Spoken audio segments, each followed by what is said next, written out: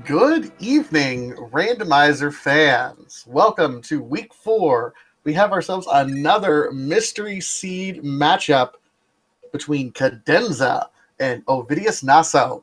My name's Vitasia. I'm joined tonight by Wolflink0370. Wolflink, how we doing today? I'm doing pretty good, and good evening, everyone, as well. We have Team It's Mids featuring Cadenza, like Vitasia said, and Team Link Finds a Way here in the Light World Conference Kakariko division of our league races. And we don't know what the seed is. However, we can get some information here on the screen. We can see there is Randomizer functionality of some kind. Yeah, we don't quite know what kind of Randomizer, but keep in mind that enemy shuffles and boss shuffles make up, a large percentage. So we're already going against the grain, folks. This is going to be a fun one. All right. Now, folks, you want to keep an eye on what weights we're using because these are weighted flags. You can type !mystery in chat if you're watching this on the YouTube front. Go ahead and go to ALTTPRleague.com, and in the rules section, you can find the weights there.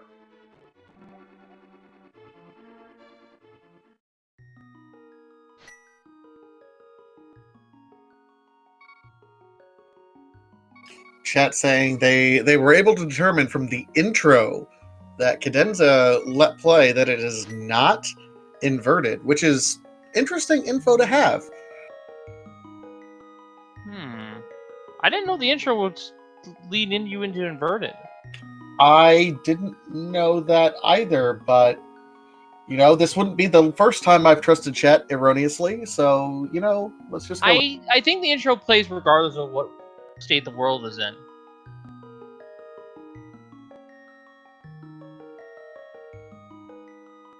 Oh, the intro would say inverted randomizer. And we are getting started here. Open mode to start. Open mode. 20 rupees to begin. Yep, it's standard. And we have no maps of a shuffle. And that means it's not key sanity. Nope. So all 3 regular crystals that are in the light world, good to know. Enemy shuffle. The key, yep. There's the enemy shuffle.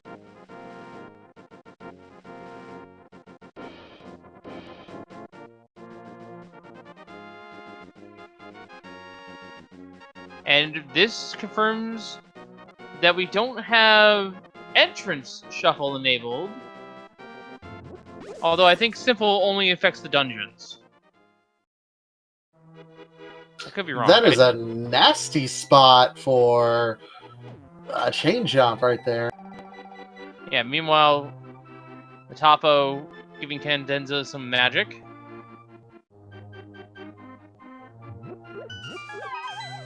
And what's nice about Randomizer is you can have the fish can give you a bunch of supplies at the Kakariko Merchant if you so choose to take one over there. Absolutely. I mean, sometimes there's a fish that's kind of right in the general vicinity. We'll see if one's going to be in the area for these runners at this point in time. And it's great utility as well. It's bombs, it's money, it's usually a full magic pot of some sort. And yeah, there's a fish kind of right up there. Both runners taking it at the same time. It's interesting. Ovidius has not actually gone up into the Lost Woods yet, so he hasn't gotten the mushroom spot.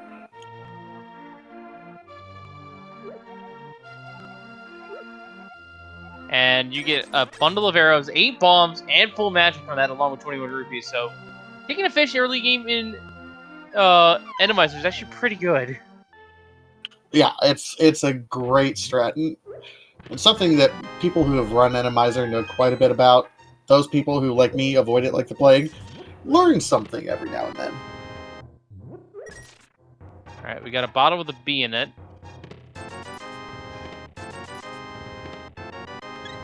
We got some health. And we also see that we have blue mail and the bow for Ovidius. I think a mail upgrade means we are not playing with any sort of item pool differences. We're playing on a normal item pool difficulty.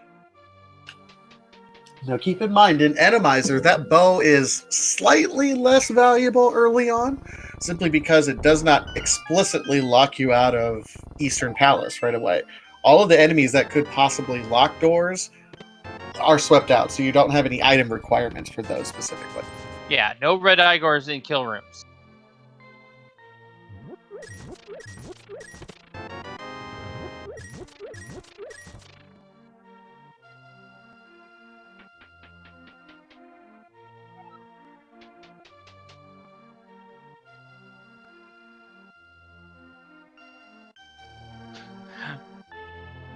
Oh, one of the hoarder crabs popped out of the bush as an enemy. It's always a fun sight to see those. Pick up a bush, there's a hoarder crab with a rock underneath it that you still need to pick up. Yarp.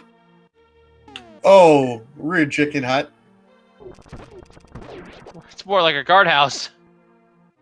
Thankfully, they do have a bow, which is a weapon. Oh, they got around the table.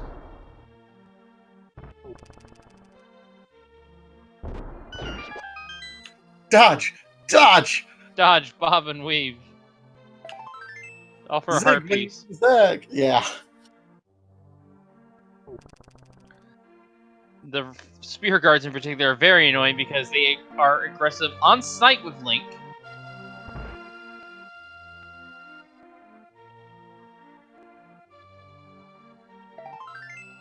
That is one of the nice things about Randomizer that I think appeals to a lot of folks in the randomizer community in particular. You can't muscle memory your way through dungeons. I mean, you got to be actively aware of what the different enemies are and how you need to move around and dodge them.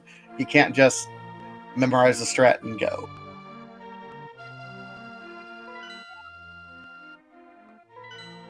Now, if we were to look at the weights here for Randomizer here, where we have shuffled and the 5% chance of shuffled and a 10% chance of random enemies.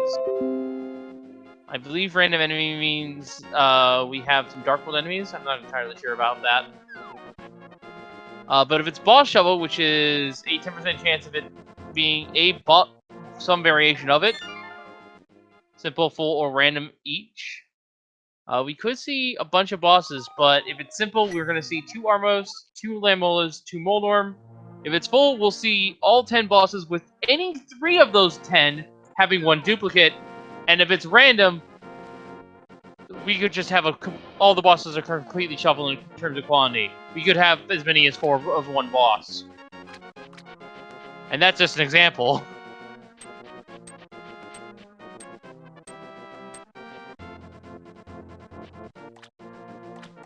Cadenza heading down to the dam area.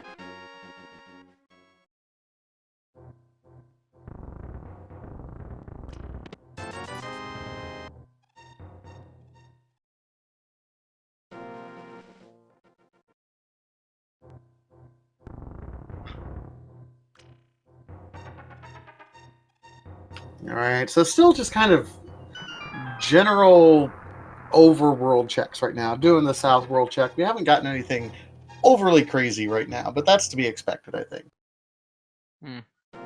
Half magic there, which I definitely don't think is in hard or item pool, so we are definitely playing on the normal one if anyone was doubting me before.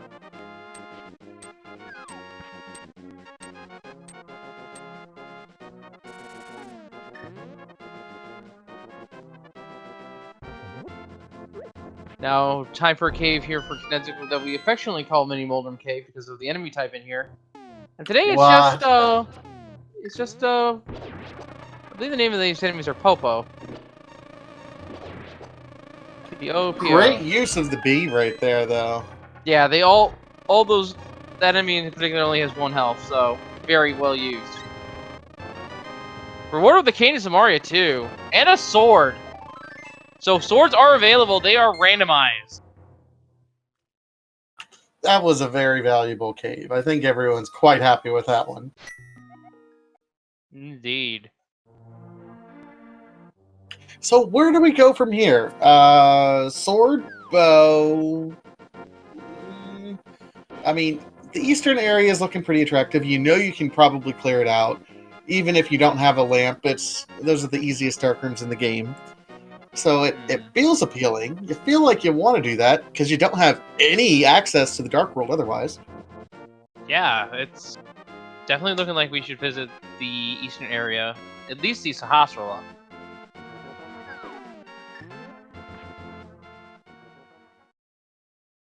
And let's talk about how healthy this seed is. We're already 8 hearts and blue mail in all the defense available to.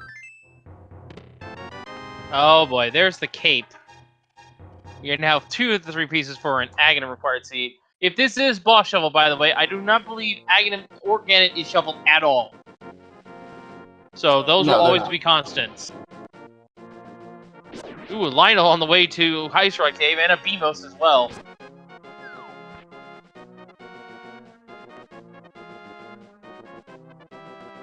Beamos, of course, being trap-based enemies, but the Randomizer shuffles those as well. Alright, worth noting that Cadenza did skip the Ice Road Cave, so this could be something of value for Ovidius. If it is, already abandoning one spot for Cadenza. We'll see if it pays off. And with Eastern being Eastern, I can pretty safely say, as we find Bombos in Ice Rock Cave, that this is not an entrance shuffle. And we find the glove on the Cadenza as well. That does put a couple things in play.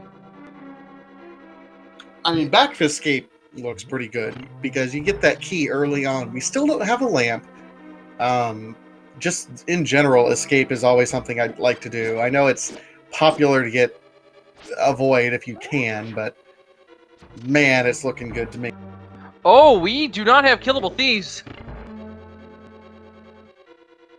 I think that means it's thieves. Random? Because we had killable thieves last week on Randomizer. With the boss shuffle as well.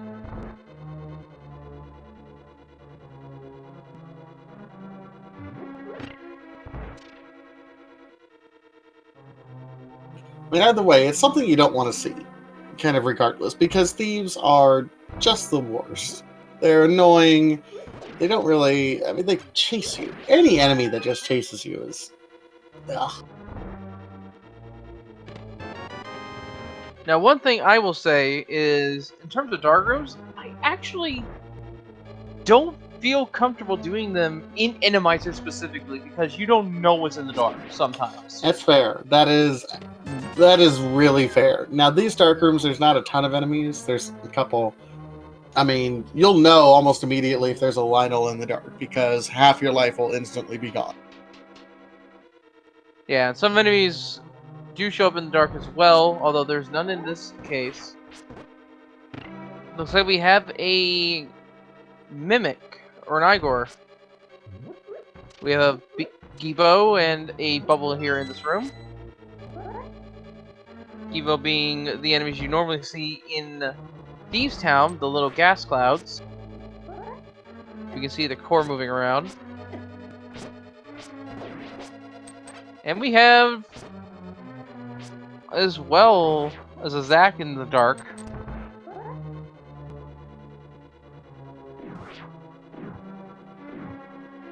And through those dark rooms, well, at least through those dark rooms, the next set is a little bit interesting, to say the least. And we find the compass, so the item is on the boss.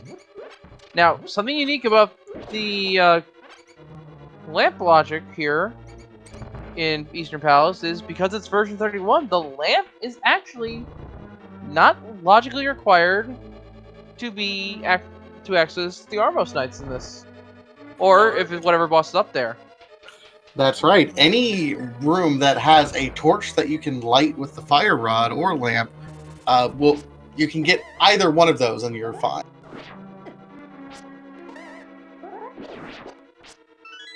Oh, you clever. Yeah, using the blocks to position themselves. And we are now through to the upper floors. We have a push guard just digging through the ceiling floor tiles. This game is perfectly logical and is not broken in any way whatsoever.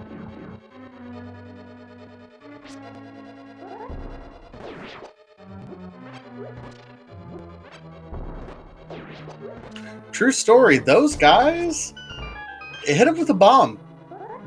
A bomb will one-shot him. Yeah. Of course, worrying about the minor enemies as well. Now, if it is boss shuffle, there are restrictions on where bosses can show up, but Eastern is not one of those locations. So, if it is boss shuffle, we could have any boss appear here. Now, the question is it boss shuffle? Not that we know of so far. Yeah. So. Armos being in the Armos spot, with it potentially being 2 Armos in the pool. If it's simple or even potentially random as well. We won't know. There's the Moon Pearl though, so we do have a fire source available somewhere. Zomaga. Okay, so what looks good for the fire source then? Is this going to be something that logically we require Aga? No, that can't be it. Back of Escape or Zora. I think those are the only 2 locations that the glove unlocks, which means that was logically a double dip of Eastern as well. Require double dips. Give me a stomach ache. I mean, they happen sometimes. They do. That doesn't mean I have to be happy about it. No. And I don't blame you for being mad about it either. No one has done Front of Escape. Ovidius did do the Uncle check, but then didn't do the rest of the escape sequence because we didn't really have a weapon at that point in time. That was one of the first checks he made. However, we're doing all right now. We got a bow, we got a sword. We'll be cool.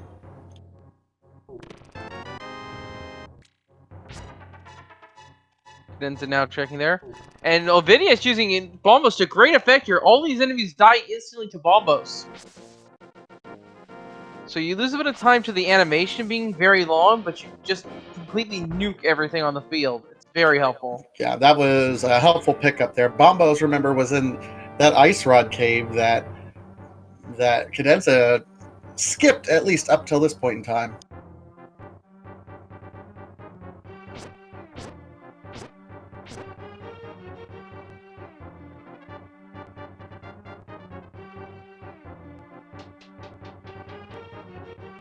Alright, first look downstairs, we have a Stalfos.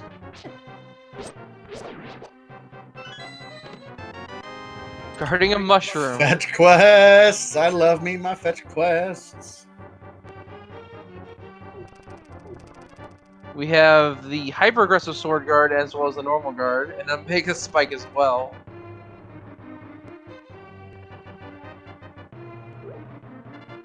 I hear a bomb being thrown. Oh, we have the ball and chain guard. A little bit out of place. And no enemy in this room. It's Babusa. So we have a bit of a divergence here. Cadenza finding the flippers in the front of Escape. We'll see if that fire source is in the back. Oh boy. That was a lot of enemies that's just suddenly be on top of you at once. Piece of heart, the map, and the flute! Oh man. Some good value found all across the board here. Oh, Ovidius taking a dangerous route here. Oh man, this is rough because again, Randomizer, you don't know what you're seeing. Oh, he's casting bombos just to kill them all. Speaking of bombs, we used a bomb to destroy the Hinox guarding this big key, and it was just 300 rubies down here in the basement. So that puts. Well, we got the mushroom checks. We got the Zora checks that we can do with the flippers. And that's at this point. And well, and flute, I guess the flute really doesn't unlock I guess it unlocks a check up on the mountain.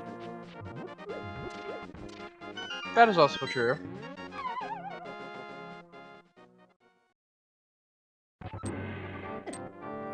But the point is, we have several paths that have just been kind of opened up to us. So, Agaseed slowly decreasing in possibility. It could still be one as long as we don't find the hammer or the other glove.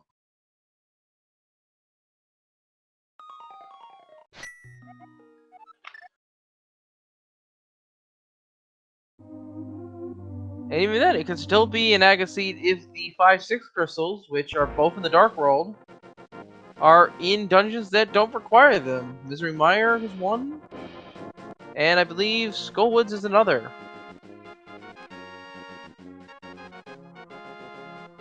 And I think that's it. The other dungeons in the Dark World require hammer to some way, shape, or form. Thieves Town being the exception, but only because of key logic. So Ovidius is going with the logic that he got the flute, he's going to follow it. Cadenza got the flute, but he doesn't necessarily have to follow it because he's got things like flippers that really, at this point in the game, unlock quite a bit more than the flute does right now. I like Cadenza activating the flute though because with the mushroom, can flute to 2 and quickly check it, and then flute to 8, get the bombos, and then start doing the flipper checks that way. Try to find 50 rubies on the way, and then do Zora. We are going to get an Agahnim check, though, from Ovidius, while Cadenza is going to pick up on the missed bombos that's going to be over here. A little bit more efficient check than when Ovidius did it, but we didn't know that nobody needed. I would say any time saved. Oh God! What was that? Hitting That was an spike enemy balls trap. in the face. Ah! I think it's safe to say we have random enemy trouble because I think the trap enemies are completely are static. If it wasn't if it was the other setting. So yeah, I'm gonna say it's random at this point. Because we had another trap enemy that was the Hoarder Crab. But then there was a Mega Spike there, so yeah, it's random. That's got to be the most disconcerting thing on the face of the planet. You're just sitting there, like, cutting grass, just doing your chores. All of a sudden, this 10-foot by 10-foot square spike of death erupts out of the grass. My goodness. Worst chores ever. I better get more than 10 rupees for mowing this lawn. So what I like about Cadenza's routing here is Cadenza can go here to Agahnim, opt to walk out of the desert and open the cave nearby, which will give her access to 50 rupees. That'll give them her Zora money, and thus can check the mushroom and then just walk over to Zora. Or flute to 8 and warp that from there. That'd probably be the more efficient check. Absolutely. It absolutely feels more efficient than what Ovidius is doing right now.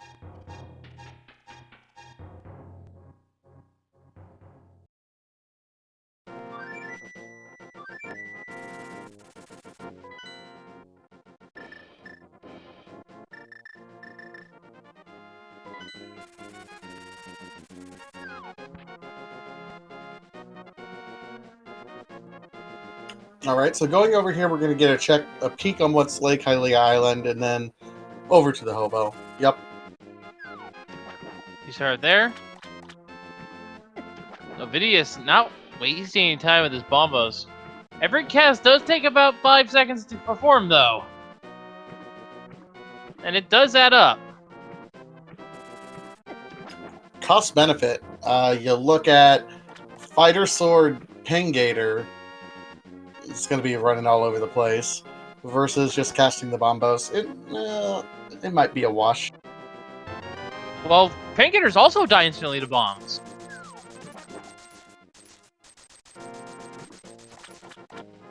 And given their movement, it's fairly easy to climb one up.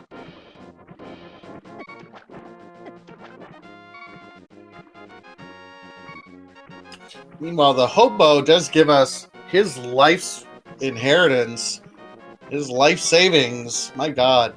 If you're a hobo, why do you just sitting on 300 rupees? Unless that's why you're doing it, because the rent is too high. Cadenza now taking the warp, heading over to Waterfall Ferry.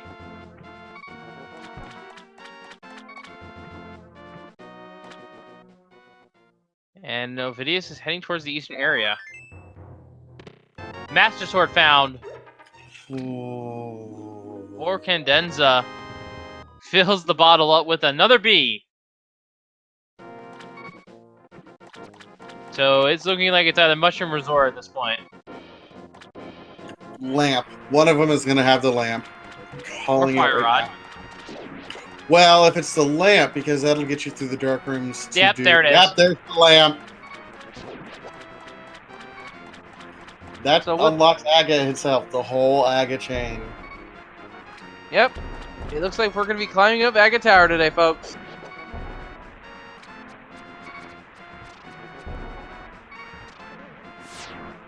Which may be a good thing. Actually.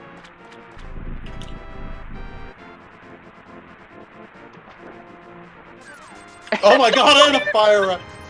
Why does the water people have all of our fire? I don't know. Why?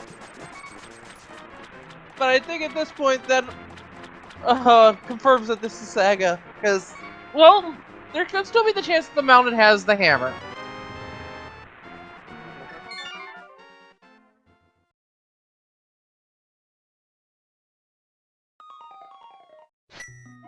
Wolfling. Okay, I'm stealing this from Wolfling in chat. Sounds like in this timeline, the Fire Nation never attacked. I understood the reference, but I haven't seen that show in forever, so... You got time. Alright. Cadenza looks to be pulling the trigger on Agahnim. It's a logical... Well, still has Dark Cross to do, actually. That also makes sense. Couple of pickets here. Very annoying enemy.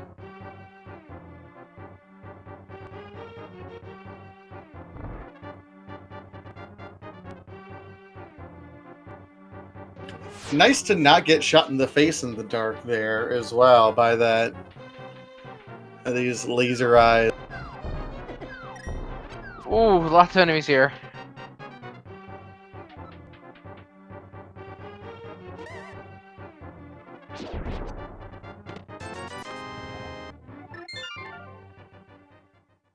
But yeah, at this point we have Master Sword, Kate, and the lamp. That is pretty much screaming go to Aga, but there's still a few checks left.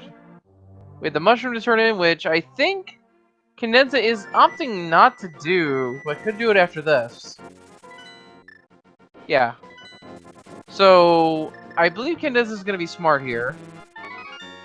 She's going to check the mushroom, and if it's nothing important, is going to reset. We'll see if she does that. See, so the heart container opts to reset. Yep, reset. There we go. Gonna save that. Yep, save it for fake powder a little bit later. Indeed. Because with the Cadence Safari in hand, that makes a lot of sense to play. And if the heart container is needed after they're checking it, they can choose to pick it up later. And in this scene so far, it's very healthy, all things said. We're at the 8 hearts, blue mail. I mean, this is really, if you're really pushing it, 8 hearts, blue mail is fine for most, like, top level folks to get through the whole game. So these runners, you can probably bank on picking up some more hearts at some point in the next hour. Cadenza is now, for real this time, pulling the trigger on Naga. So, a couple things we'll know going forward. We will have a good idea if this is fast Ganon, as well as we'll know if it's the goal in general. If it's fast Ganon, the pyramid will be opened immediately upon entering the Dark World for the first time here on the pyramid. If A it's little not bit. open, then we have an alternate goal, potentially to beat Ganon, potentially the pedestal.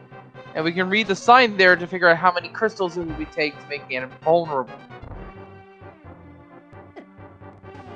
Or There. it'll tell us the goal. Here is another divergence. Ovidius is actually going to be finishing off his checks before he does Aga. Being thorough, a lot of people like being thorough just because of the time you could save. That is the best tip an Uber driver could ever get, though, for delivering the old man to his kid.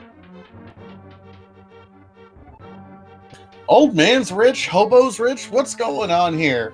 Inflation is out of control.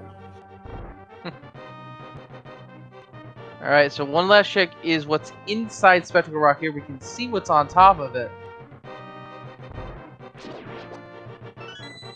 And it is just 3 bombs. Inside, however, is a shield. That, I think, locks it up. It is an aggro seed regardless. Absolutely. So, Ovidius is on his way. Good knowledge gained. We appreciate the effort. If it would have worked out, great, especially when you were only 1 item away from Dark World access, but didn't work out this time. Gotta go do Aga. Fairly easy enemy set going up the tower, though, at the very least. And then I spoke too soon. I want you to say that before every single room from now on. No. A Hokaboka here. More commonly called a Pokey. So, folks in the Speed Gaming chat, there is a secondary game we like to play on the occasion that we have an occurrence to do so. There is a script that will be consistent across both these runners. How many blue balls will Aga shoot? He has a script where the first shot in his rotation will always be a regular reflectable shot. And then everything else, 2 through 4, can be either a blue ball or a reflectable shot. And then he'll have his lightning shot. That's right. The RNG is the same for both our runners, so they'll have the same patterns regardless, at least on the first attempt. If they somehow die during this, it will be completely random. We're already at 3 blue balls, though. Yes, this is what maximum blue ballage is still available to us. All right, coming up is the next shot here that could be random. Wow. 4 blue balls. Up there's a third hit now. 5 blue balls. This is not good. Hit number 4.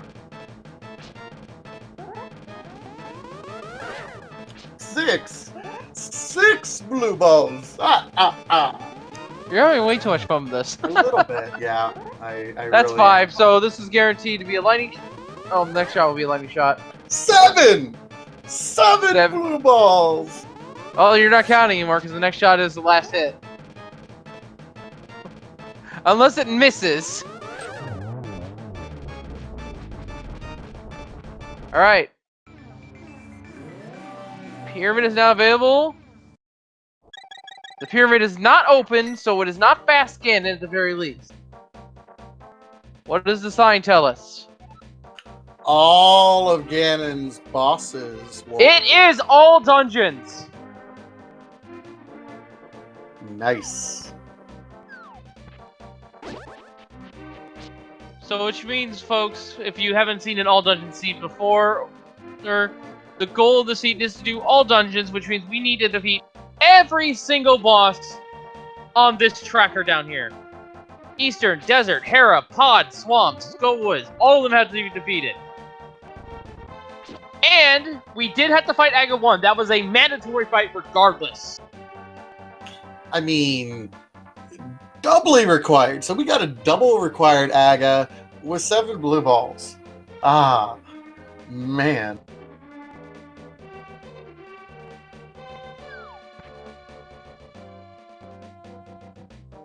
Can we? Is it possible? Can we live the pedestal dream, folks? Is it possible? Please. Well, we don't know where our pendants are. Now, something to note here, though, folks, is that items for our pendant dungeons could potentially be in GT. Again, going to the weights, if you were watching this, or set as on Twitch, set as !mystery. I'm just responding to something in chat. We have the potential for this to be as few as 3 crystals for Ganon's Tower to be open to us. And if you're watching again on YouTube, it is ALTTPRleague.com. The rules and under the rules tab, you can look and see what the weights are for yourself if you are playing along as well. So now I want a 3 crystal unlocking of Ganon's Tower, because there could be a whole lot of stuff in there.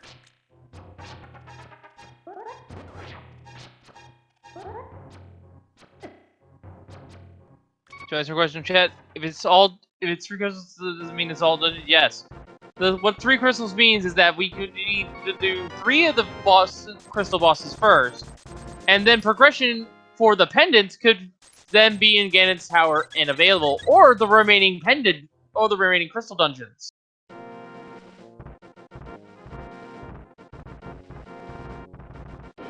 But 12 of the 13 bosses need to die in this seed. Shularoon asks, why is it minimum 3 crystals? That's just how the programmers did it. They figured it would be too difficult if 2 crystals were required. It gets into some interesting shenanigans with how the logic could end up working. So 3 crystals minimum in order to unlock Ganon's Tower. We won't know the exact crystal count until we actually get access to Dark Death Mountain, which we don't have access to yet. So that is correct. Just like we saw the sign for the goal here of the seed for both of our runners on the pyramid, there is a sign next to Ganon's Tower, if you've seen it before, if you played at home. That will tell you how many crystals are needed to open the barrier. And DH Stom in chat pointing out something. So we could have a 3 crystal Ganon Tower blocking items to finish pendant dungeons, and then a pedestal item required to finish the rest of the crystals. Yes, absolutely. That is absolutely possible how things are set up. Now again, let's not get too trolly inventive ahead of ourselves. Things can shake out many, many, many different ways.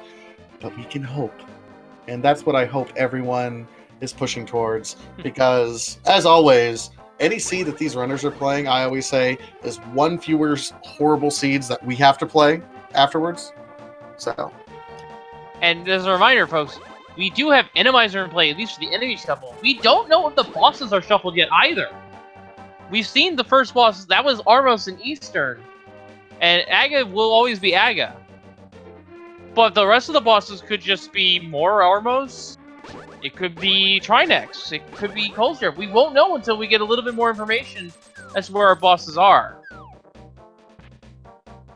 Because even with Random Shuffle, which is a 10% chance, there's still 1 of each of the dungeon bosses available.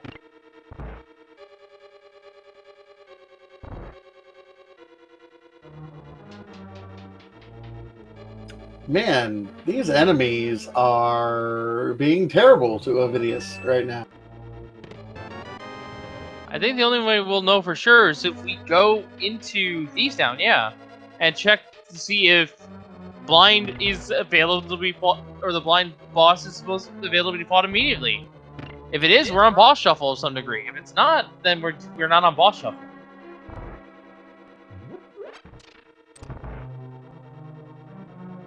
That is the only unknown factor at this point. Other than accessibility, which is a minor point. All that means is that keys can potentially lock themselves. And there's a French vanilla hammer in the original Big Key location, but in the same dungeon. Yeah, normally we've been playing with 100% inventory, which keys can lock themselves, so we don't have to go get them. there is a 10% chance of our mystery seeds giving us a seed, which is basically all locations are reachable in the logic of the key placement.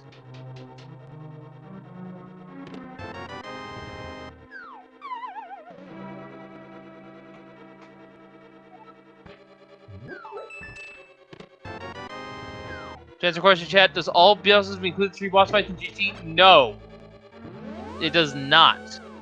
In the case of the seed, it is all dungeons. All the pendants need to be defeated. All of the crystals need to be defeated.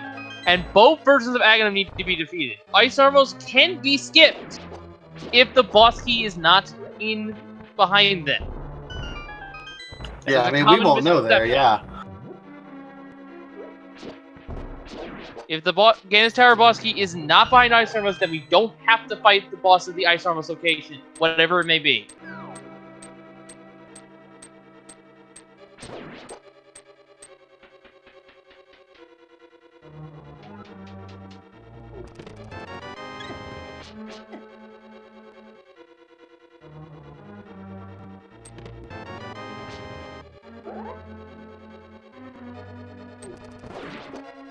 How did Ovidius survive that? Yeah, one part's luck, one part's panic, probably. Panic and luck gets you through a lot of Randomizer, if you want me to be perfectly honest, guys.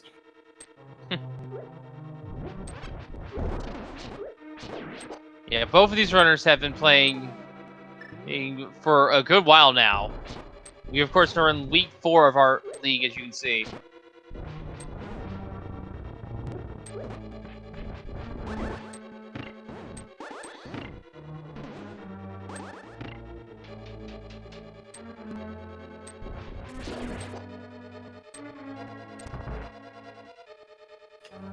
Okay, bully thieves that are literally sitting around a bunch of treasure lying on the ground.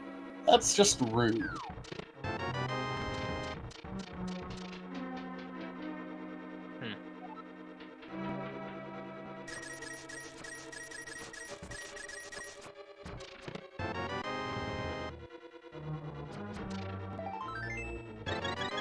Found the big key on Ovidius' end.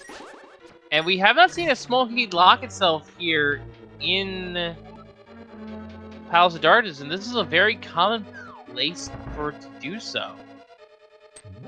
This could be the very small 10% chance in which our accessibility is all locations reachable instead of just 100% inventory. Which all that basically means is with 100% inventory, small keys can lock themselves behind what they would normally lock, and only themselves. So yeah, it's just super technical in terms of some routing and things like that. So most common example I could say is the boss key for Skull Woods could be in the big chest if in 100% inventory.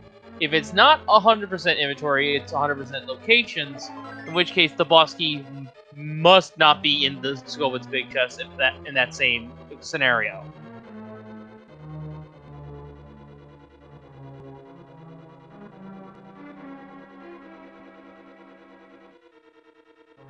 It's a very minor difference overall, but it could prove into your mindset with routing a little bit.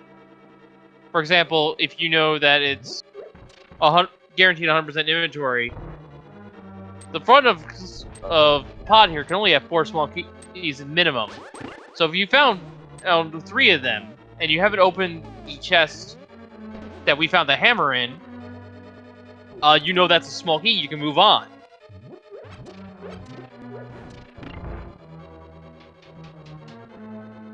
look at this sink.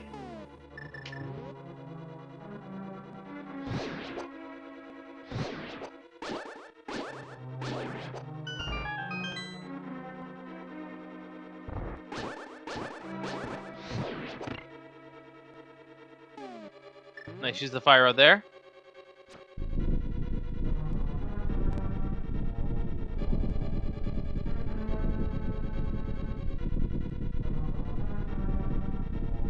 All right, so folks in chat, we are approaching what would normally be the Helmosaur boss. So let's start guessing. Do we think it's boss shuffle? Do we think it's vanilla bosses? I mean, it feels like vanilla bosses to me, but we can't be sure quite yet. Do you have any guess? I don't know. I'm leaning towards vanilla bosses too. We'd have to go to Thieves Town to be 100% sure that it's not boss shuffle. True. Yeah, I mean, even if this is Helmosaur, we can't 100% be sure because it could just be very heavily vanilla. That's correct. Ooh, and a Lionel guarding. That's rude. Indeed, and a thief as well. Alright, the boss here in the dungeon is Helmosaur King, so it's looking like it is vanilla bosses.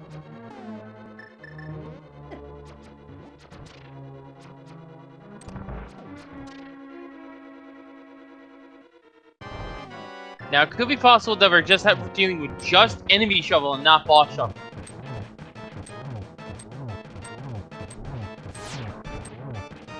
We could also just have gotten really lucky that Armos were in Armos and Helmosaur's in Helmosaur.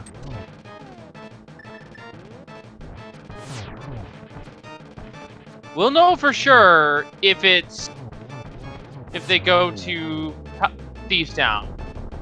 Dual explosions with bombs, and that is our second crystal. Third boss defeated. Alright.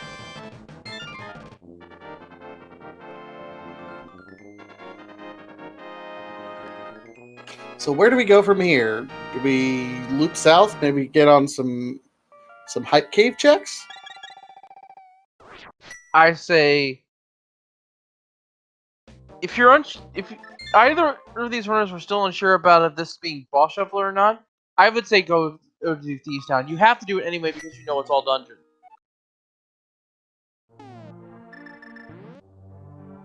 But at the same time, I can also see them going to someplace like High Cave, which I believe Cadenza is doing right now. No fluting. Never mind.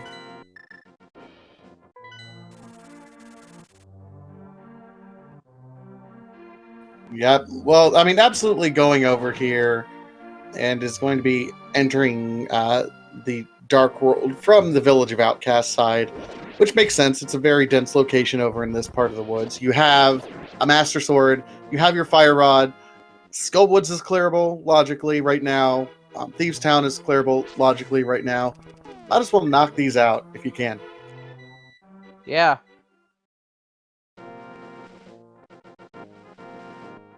Ovidius, meanwhile, is heading over to Catfish. I like this place. It's a rather secluded check, and could have something important on him.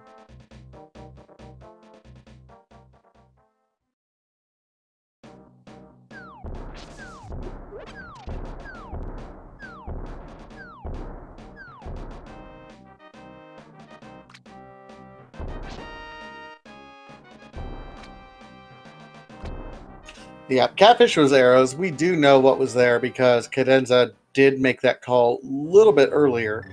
I missed it, so...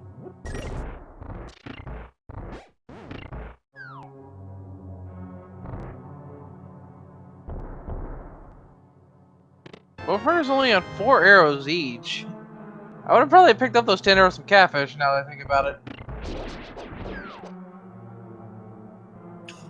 It'd be nice. Yeah, I don't know if I'd pick them up, honestly. Yeah, it's a somewhat tough call to make, I will admit. That being said, if you have to stop and think about picking up 10 arrows, you might as well spend the 3 seconds and do it.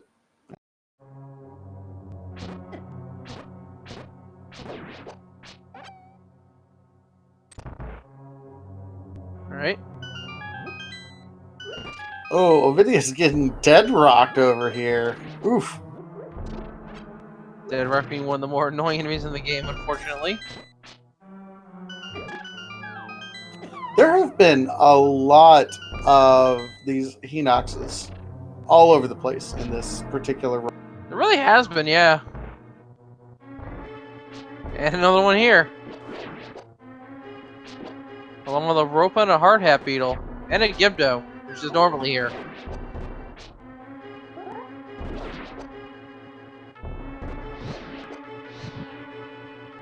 Alright, Ovidius looks to be heading down into Thieves Town. And the village of outcasts. Bit of separation here, and some different route choices.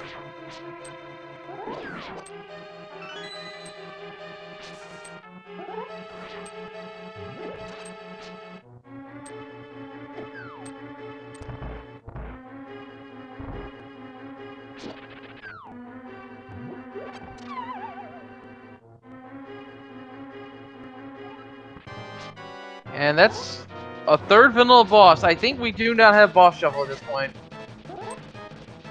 Oh, Yeah. terrifying!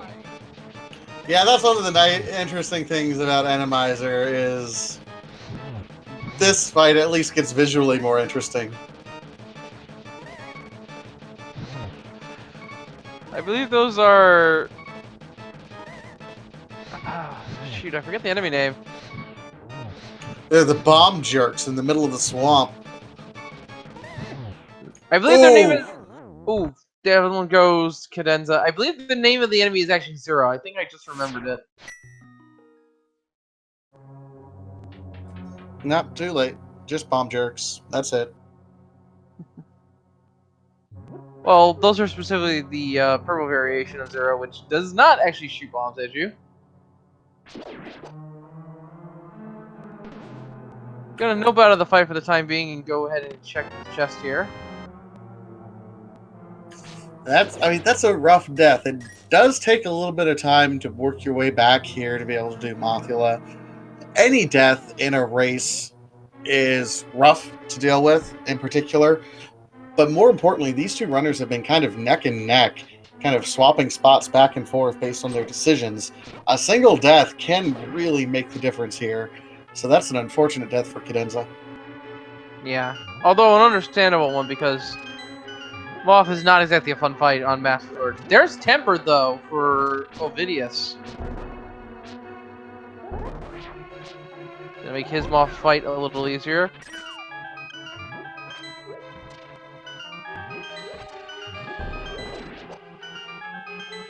And we'll see if Ovidius checks the boss room. If the boss does not spawn, we are definitely on vanilla boss shuffle. Or no boss shuffle, rather.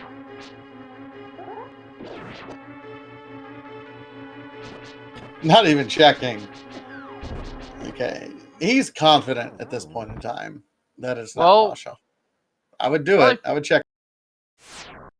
Well, another thing we'll see is if the maiden is in the cell. If the maiden's there, then it's vanilla bosses. Confirmed. That was a rude little thief. Oh, and a Lionel in the hellway? Ooh. Yeah, very dangerous enemies out here. Thankfully, we do have the cape. Oh my goodness, what is this room? There's an octo balloon in it as well. Just burn everything. I don't care anymore. Burn it all.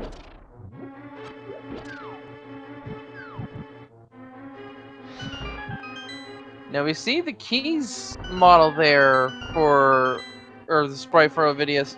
But because we're in the Dark World, those actually have the Chapusa damage level, which is the Dark World bat with the, which is the basically the eye with wings. And yeah, because we did end up having to bomb the floor, we do finally have it confirmed. Or wait, no, that doesn't matter if she's down there or not. Okay. No. Doesn't matter if you bomb the floor. It only matters if the maiden is there. Right. And that's a boss key on Moth. And based on the fact we don't have a small key here on Ovidius, if it's in the main chest, that's 3 different instances of dungeons in which an item has unlocked itself. It's not unheard of, but I'd be inclined to think that it's 100% locations That's what it feels like at this point. Yeah, it's a minor snitch in Well, logic. if it is, then this has to be a small key in this chest. No, it's the Timesmiths. All right. So it's not boss shovel. We can confirm that, and it is. And with Ovidius not finding a small key, it's locked in the big chest. So it is 100% inventory. Yep. The small key cannot be on the boss in this particular one because the game's logic presumes that you use your keys in the dumbest way possible, which you could theoretically soft lock if there was a key locked here. So, not possible.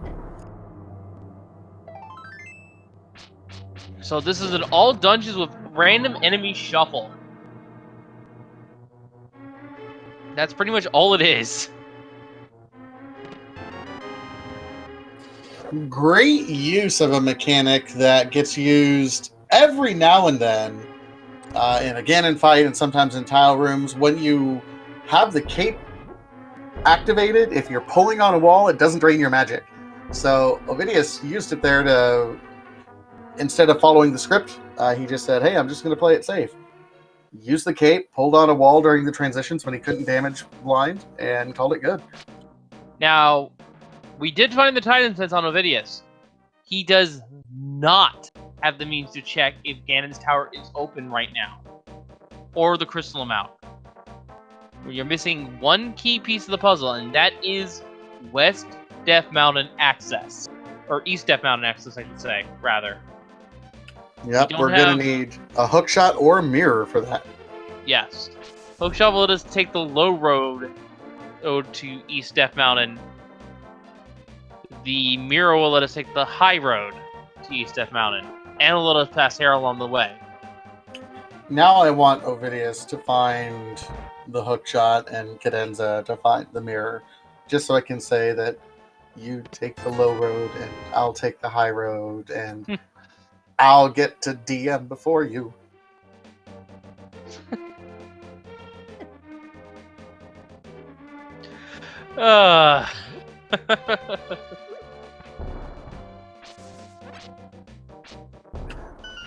Hey, I didn't sing it. I didn't sing. I know. I know the ref. I was just sighing at the reference being made. Alright, Smith chain for Ovidius, though.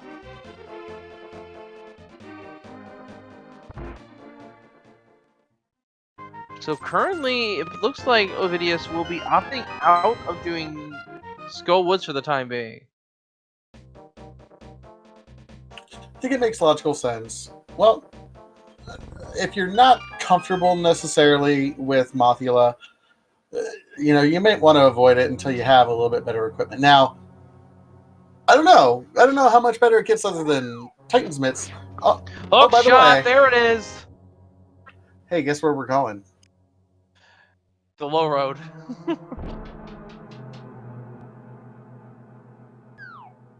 Has to just turn in the Smith first. Well, it looks like he's going to finish up the Smith chain and do the world tour. Going to take the south route, check to see what's on Stumpy, and then go over here to Hype Cave. Yeah, not an uncommon play.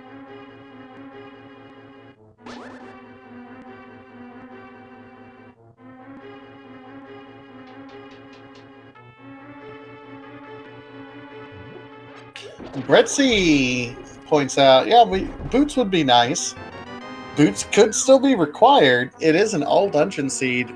We know we're going to have to be able to clear out Desert Palace, so there is a statistical probability that we might require the boots anyway.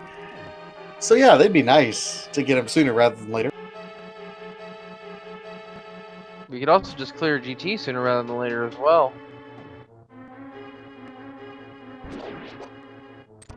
Because here's the nice thing about all dungeons. If they can get into GT early, it doesn't matter which dungeon they do last. As we see Hype Cave here.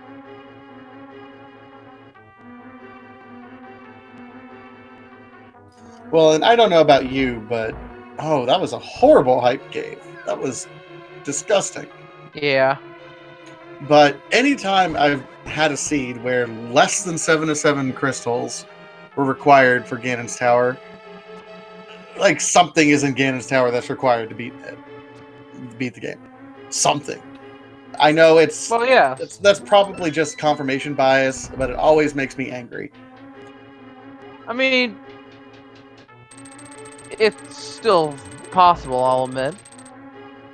But the tangent I was more so getting at is if it is early access in a GT, the runners can opt to do that at any point, and then end on any of the Dark World dungeons, which will then let them just do a save warp if they have the mirror. And then that'll put them on the pyramid right in front of Ganon, ready to fight. Alright, so the Smith chain ends in just some bombs. Gonna be fluting away. I guarantee you he's going up the mountain. And he makes a liar out of me immediately. Oh, video.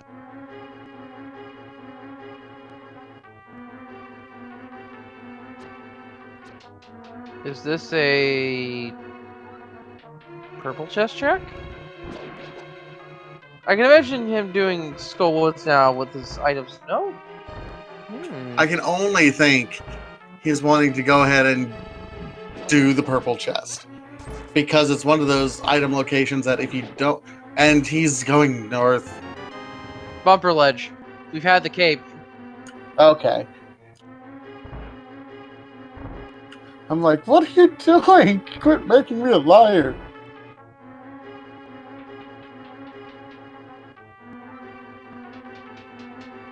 Chad also pointing out he could have done fake powder that he, save scrummed with the mushroom specifically to be able to do, yet didn't do.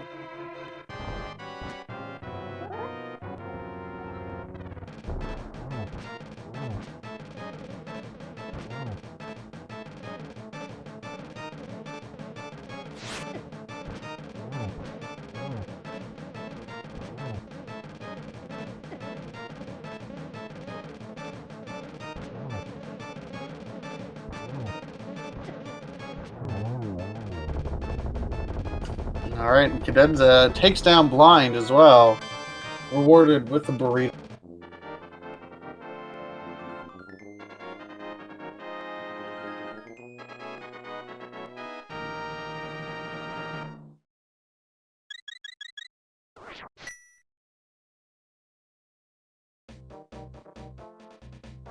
Ovidius does look like he's over here in Skullwoods now.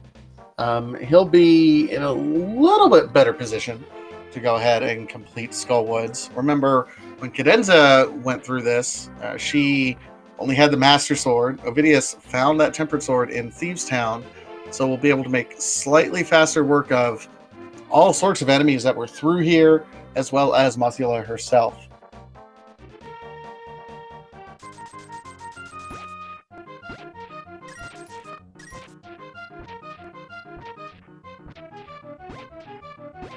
Someone probably asks in chat, what do the red dots on the crystals pendants mean? So the red dots on the crystals means those are the crystals number 5 and crystals number 6. Clearing those dungeons and getting those crystals means are indicators to get the big bomb in the bomb shop that unlocks the pyramid fairy. The red dot over the pendant means that is the green pendant that you can turn into Sahasrara. That would normally give you the boots, but instead he'll give you another randomized item. They are effectively just letting you know that those particular crystals and pendants are worth at least a little bit more than your standard pendants or crystals.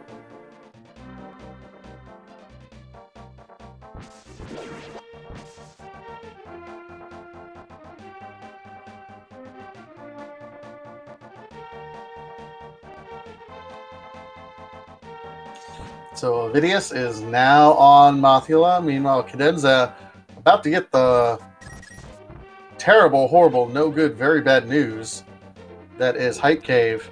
And yeah, that was so fast. Blink and you missed it on Ovidius' side. True, Cadenza is not doing the Smith and Pegs checks, but Pegs might hurt Because Pegs is absolutely something very, very, very nice in the hook shot.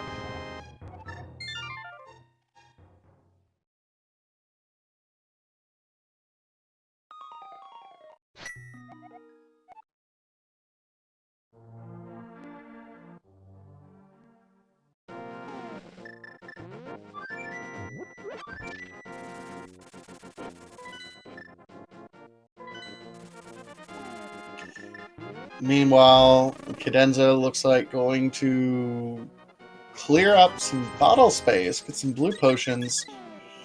What could that mean? Oh. Setting up some bottles has the mitts. Might be looking for an early Ice Palace play, possibly. Yeah, setting up for Ice Palace.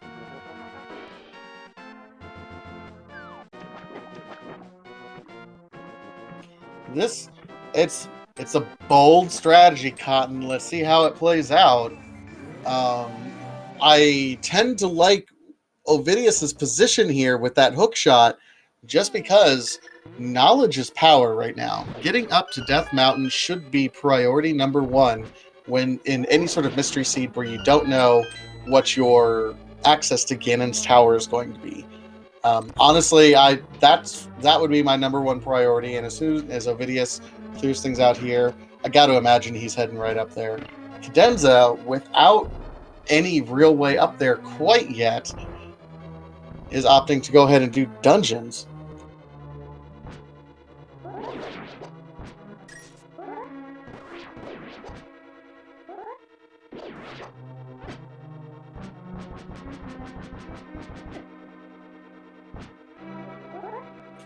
Okay, so Brightsea is saying not familiar with the Icebreaker setting. It's not a setting per se.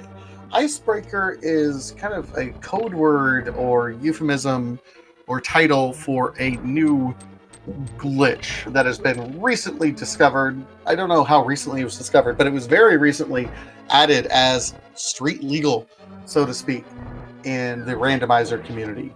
And Cadenza is going to be setting this up. Effectively, what it is, if you hate Ice Palace as much as I do, let's just skip Ice Palace.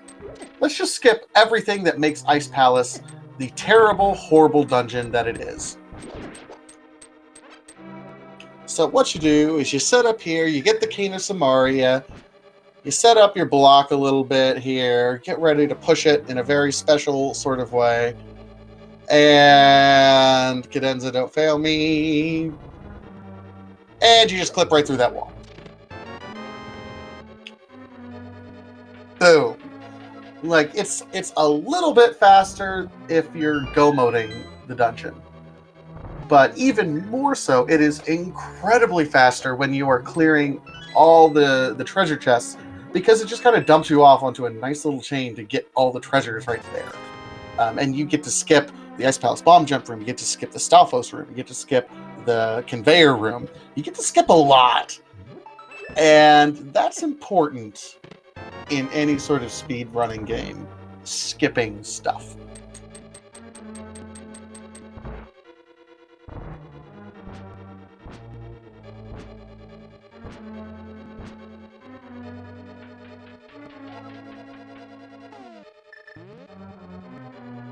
Alright, so meanwhile, Ovidius is over here on Death Mountain.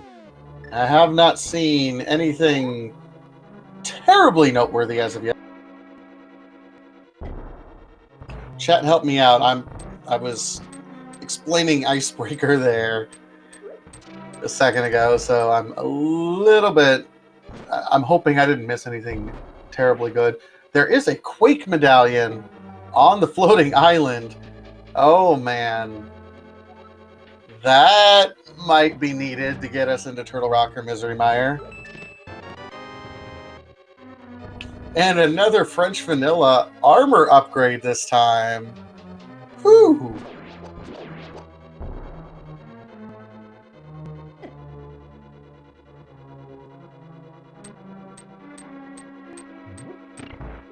So while Cadenza moves through here quite quickly, actually, through Ice Palace,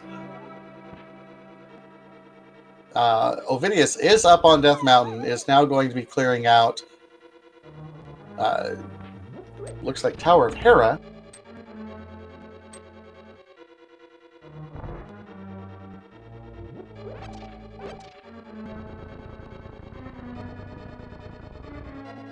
And All right. Ovidius is setting up Hera Pot. All right, I missed a few things. Can you ever bring me up to speed, Fantasia? Cadenza did not do hammer pegs, so does not have the hook shot. So opted to go to Ice Palace. Did Icebreaker, found Red Mail, hasn't really found a whole lot otherwise. Ovidius also hasn't necessarily found a whole lot, but is at least on Death Mountain right now. So I haven't missed much, basically. No, I mean, Rounding Divergence is what she missed at this point in time. Okay. I haven't missed anything important. Oh, well. Lol, Okay, lol, back. lol, lol, lol. Yes, Boots. Now something happens. I mean, they each showed off new glitches. Ovidius showed off Hera Pot, and Cadenza showed off Icebreaker, so it was nice. Indeed.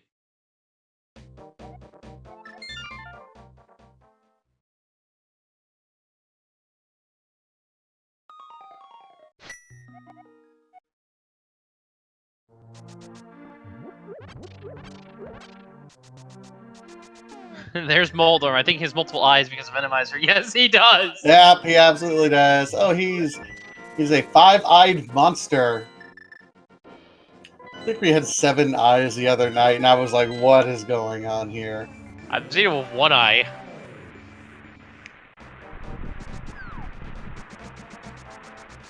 Alright, and here's our first check.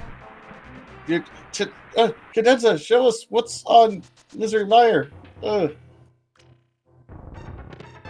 Getting Berna in the meantime. Best cane. Don't And the at me. powder.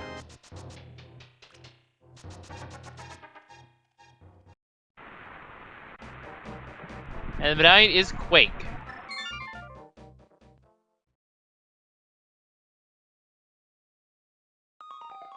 And Quake is up here on the floating island, so mirror.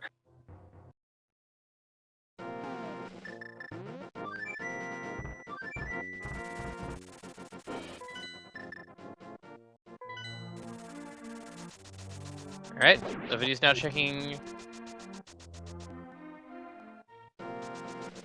Spiral Cave. This could be important though, because Ovidius is slowly but surely making his way to GT. And at this point in time, we do have 3 crystals, so if it is a 3 crystal entry, we'll be able to enter and potentially find some more items. Well, even then, the knowledge is right there. In Cadenza fact- using... I want to say, yes, we have everything we need to check every location in Ganon's Tower. We can full clear it. Yup. Nothing was there from the magic bat, so Ovidius skipping that earlier, not to his detriment. Luckily. Do we know entry goal yet? No, that's what we're kind of patiently waiting for. It is all dungeons to defeat Ganon, though. Yes. Oh, Cadenza, please tell me you're going to go do hammer pegs. Please. For my soul, you need to be going that way, and you are. We get a bottle with the blue potion in And it. now we're not.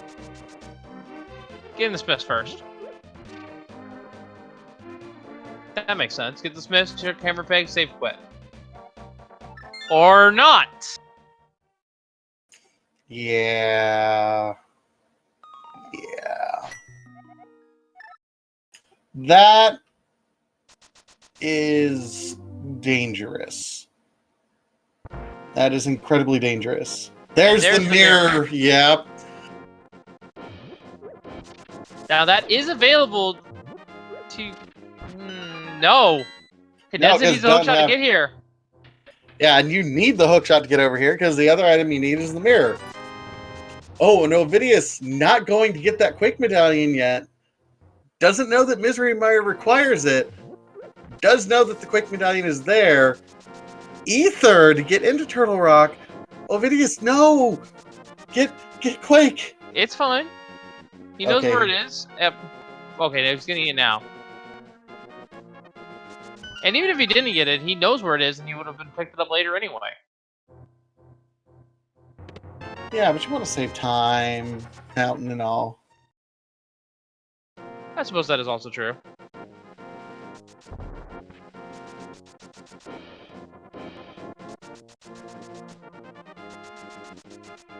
That Hammer Pegs is going to prove to be possibly rough. And we're seeing the pyramid drop down. Ovidius is fluting away. Why? Why? Why do you hate us?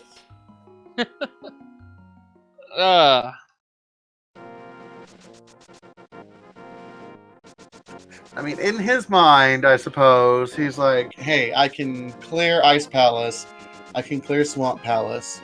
I could clear Misery Mire. I am an ice rod away from Turtle Rock. He could he doesn't have the boots yet, but once he will eventually be able to clear Desert Palace, guaranteed as well. The only thing we know that he needs is, the boots, which will be in Ice Palace. We know he will also eventually need the Ice Rod. We don't know where that is. That could absolutely be in Turtle Rock. BT dubs. And to Ovidius' defense, not checking GT is not a big deal. It is only a 50% chance for it to be A3 or A4 or Crystal GT entry. So, playing his odds. Granted, that's for each requirement. But it's still more heavily weighted that it's a 6 or 7 Crystal Seed than it is a 3 or 4 Crystal Seed. And more important than anything else, Ped is dead. Ped is 100% dead. Is it? Oh yeah, can't find the Ice Rod there. No. Yeah, can't find the Ice Rod because Turtle Rock is a pendant. So Ped is... It our can't be dreams are either either. crushed.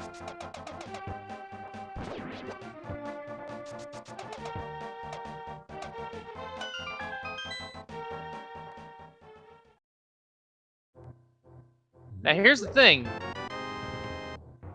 The rest of our progression could just be in Ganon's Tower at this point.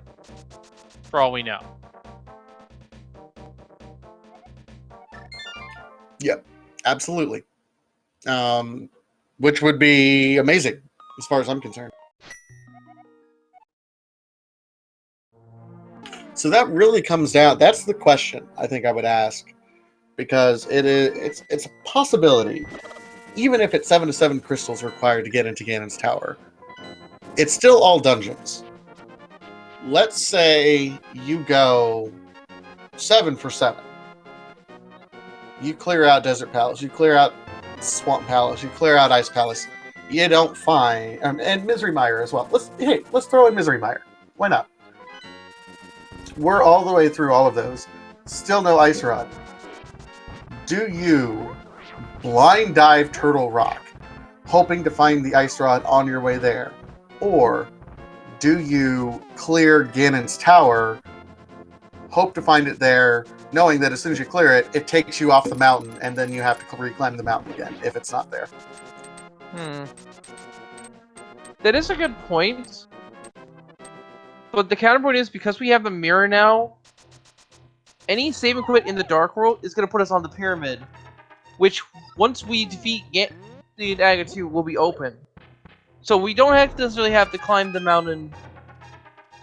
So while we do have to climb the mountain again for GT, the worst case scenario, we could then just save and quit immediately and be straight in front of Ganon. I guess my concern is, once you defeat Ganon's Tower, it takes you right to the top of the tower, so you can't just boop right on over and say, oh, well, I guess the Ice Rod's in Turtle Rock. So you're going to be double climbing. You're committing yourself to double climbing the mountain. If you find Ice Rod before you go check GT, I would say you do Turtle Rock GT every single time. Well, I mean, that was my question, is if you don't have the Ice Rod, and you have Turtle Rock and Ganon's Tower yet to do, which do you do first? I would say do GT and look around there, and if you don't find the Ice Rod, or the Ether Medallion to enter Turtle Rock at this point, mirror, go check, or rather, let's say you find the Ether but you don't find the Ice Rod. I think at that point, mirror, check Turtle Rock for the Ice Rod, and then go finish GT.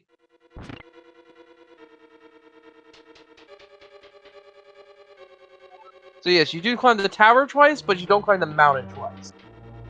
Which I think, if you had to choose, climbing the tower once would be more ideal. Yeah, I mean, it's those sorts of interesting setups that I think I really enjoy about these sorts of dungeon setups. Like, yeah, we could be needing to do a lot of really interesting things. But yeah, well, there's the Ether Medallion, so we can now enter Turtle Rock. We don't know if the Ice Rod's in there. And with 4 crystals now, that does go up to a 30% chance now for Ovidius that GT can be opened. That is a collective between the 3 and 4 crystal requirements that could potentially be in our mystery settings. The chance of it being a 5 crystal seed is 20% in turn, which would make it a more than 50-50 shot at that point. So, it'd be worth checking then, if nothing else.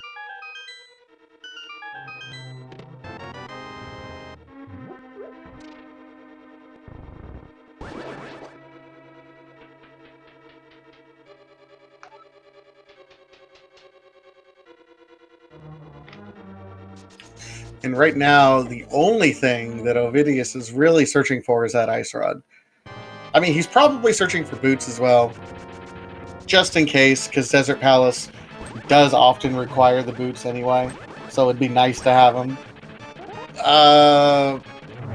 But man, we know where the boots are, and every minute that Ovidius doesn't do Ice Palace, it's more time that Cadenza is gaining on him, per se. That being said, this is a good race, all things said. It was pretty linear all through the first parts of the Light World and then originally into Dark World. But since they've split, wow, it's been quite a race. They've gone different directions. They've had different advantages at different points in times.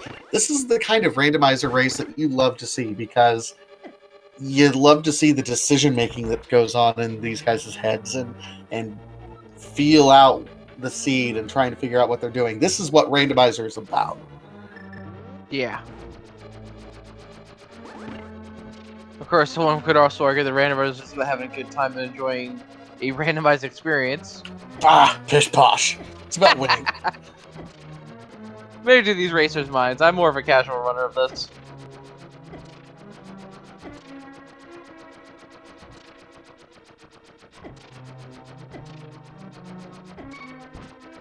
Cadenza is setting up for a damage boost here, or death warp.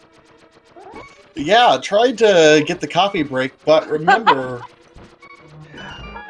I missed this when I was down. I forgot that in Enemy Shuffle they changed the tiles. well, Ovidius didn't do this. He completely skipped Hera Basement. I mean, it's just 20. So good on Ovidius for skipping that. Whew. Alright. So, Britzy, no, they didn't fix the coffee break spot, per se. What they did is in Randomizer, when the enemies are shuffled around, the tile rooms will give a randomized set of how the tiles spread out and hit you. Like the pattern on the floor is going to be randomized. And depending on where the tiles are flying from, that coffee break spot isn't always safe. It is normally, just not this time. And I will add that because of how the tiles were shuffled, I actually have seen a Zelda 1 reference in the tiles with replicating the layout of level 4 from Zelda 1. Because it's 22 tiles and that dungeon is a 22 dungeon room. Or 22 dungeon layout. Yeah, or 22 room layout. Words are hard sometimes.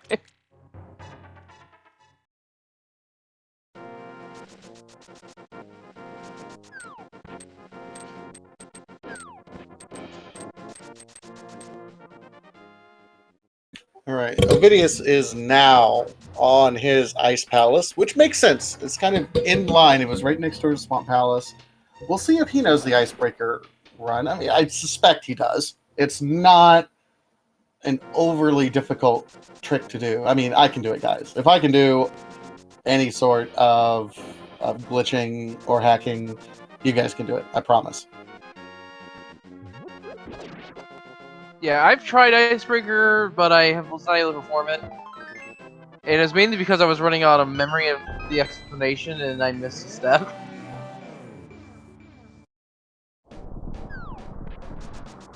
Alright, Cadenza, are you going to be checking Ganon's Tower for us, please?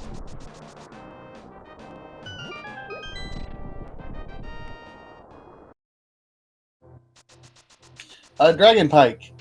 Guessing at over an hour, the seed has been figured out. Kind of. We still don't know what's required to get into Ganon's Tower.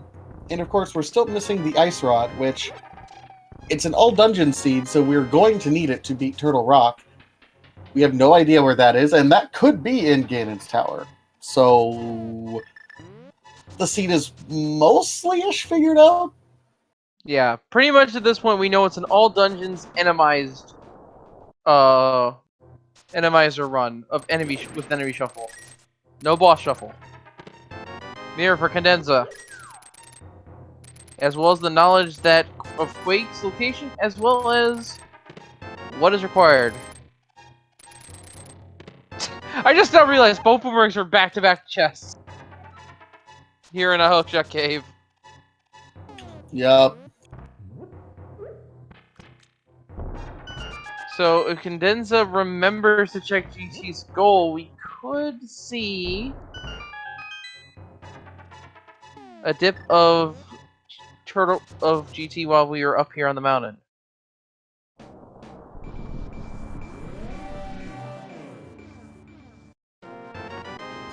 Yeah, all dungeons Enemies. That's a good summary. That's nothing overly special after that. We're getting it! Cadenza has 4 crystals. Is that enough to enter Ganon's Tower? It is not. Cadenza doesn't check.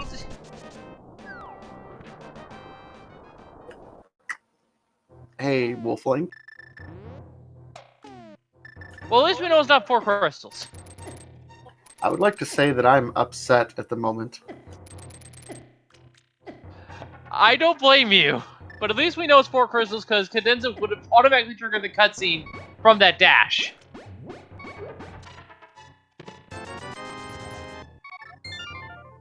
Had it been 4 or fewer.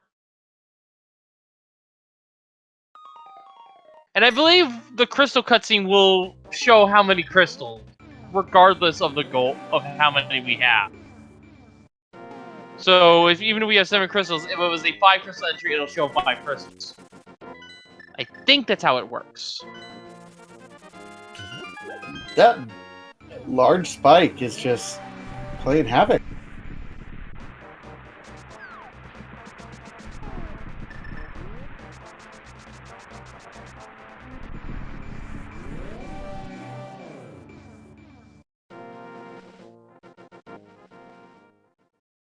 Alright, so Cadenza into Desert Palace. We'll be able to full clear it, not a problem.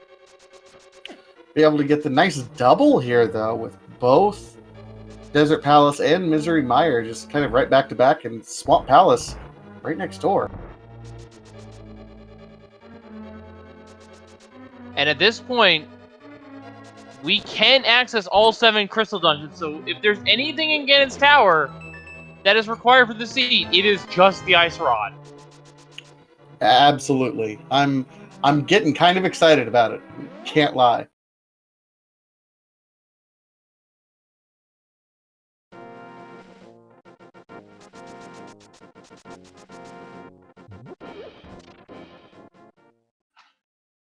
I think Cadenza is just go-boating the seed at this point. Well, I mean, when you're one item down, there's no reason to clear out unnecessary treasure chests. So Cadenza is going back to the back of this boss. Got the big key first up. Going to go ahead and kill the boss. If it drops the ice rod, great, move on. Don't have to do the rest. If not, then you go back and open up the big treasure chest and get the small key that's in there, and then go over to the right side of Desert Palace. But that's a bit of a time investment. When you're one item away, you want to strategically open up only what you need to. Kill bosses first if you can. So I like this play by Cadenza.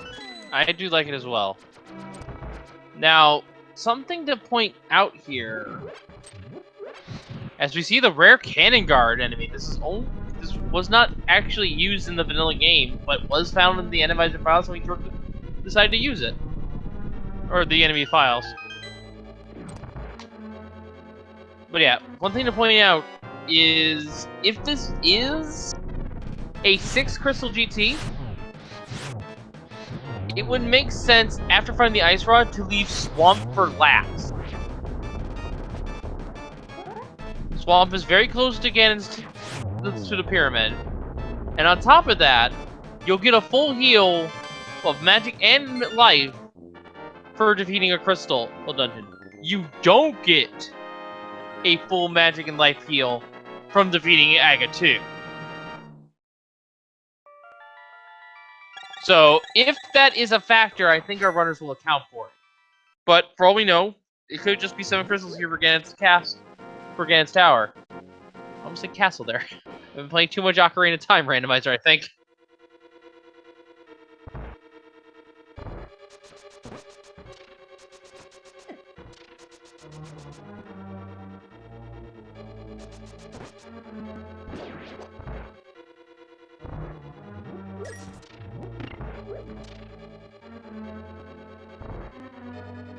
Serger makes a good point. Because Ether is on Argus. Because statistically, I mean, it's impossible to leave Argus for last. That is true. I forgot about that. But that might be what Cadenza can think as well. True. It's worth taking a dive in there. Ovidius going ahead, picking up a full heart container that was on the torch. So that is one of our 2 items here in Desert Palace.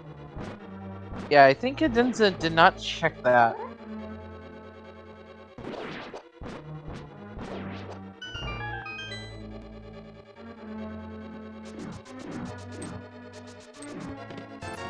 There's the other item here. So Desert doesn't have anything important.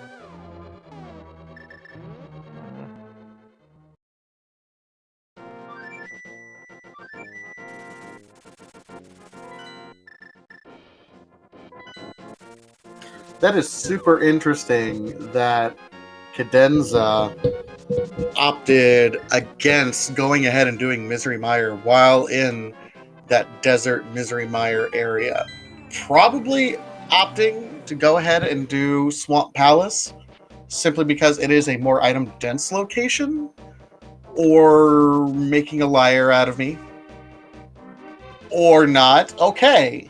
Yeah, choosing this route to stay as much out of the water as possible and maximize their speed. That's a few seconds because of the transition, but it makes sense. And I actually like the fact that Cadenza is leaving Misery Mire for last, because that's a dungeon that Cadenza knows that she can clear pretty quickly if needed. And if it's very unlikely that the ice rod is there. I would say this to counter that. I would say that Gomo, like, you know, let's talk about routing for pessimism here. Routing Go Mode Misery Mire is not that much different than routing it normally.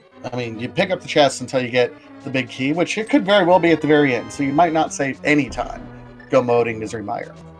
On the other hand, if you happen to find the Ice Rod in Misery Mire and you have an opportunity to Go Mode Swamp Palace, that's a dungeon that you can save a metric boatload of time on.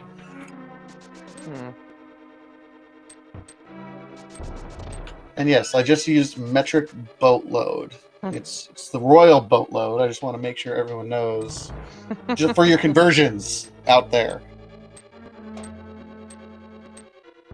I think Cadenza is hoping that this is not a 7 crystal GT. And that way can save Mire for last, which, while it's not faster to go mode it, having the full heal for Ganon would be nice. And it is a pretty fast dungeon to get to as well, of the remaining dungeons that are available.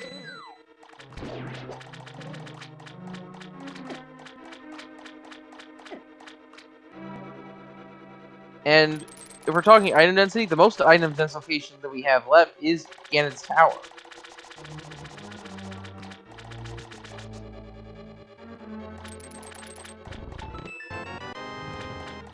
So I think Cadenza's endgame will be this. And I'm only predicting this out of my own, based on my own thoughts on this. Cadenza will probably go to Ganon's Tower, and if it is not, and if it's anything other than 7 crystals, we'll go straight to the basement. Oh, Cadenza actually going to show us another recently approved glitch. The Diver Down trick has its own. And we see that it will be a Go Mode Mire. That's a God Mire, yup. But yeah, the routing I'm thinking Cadenza's looking for is that it's a non-7 crystal GT.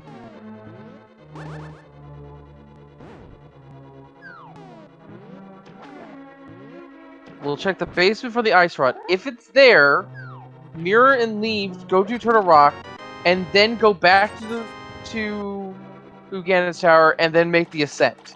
I think that's the idea here. And then finish with Misery Mire afterwards.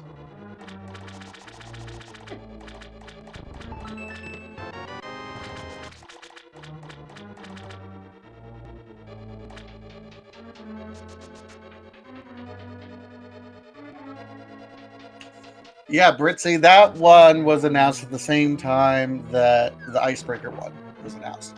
It saves a bit of time. It saves a bit of time. It's worth learning, absolutely, because you save a screen animation as well as moving that darn statue across the waves.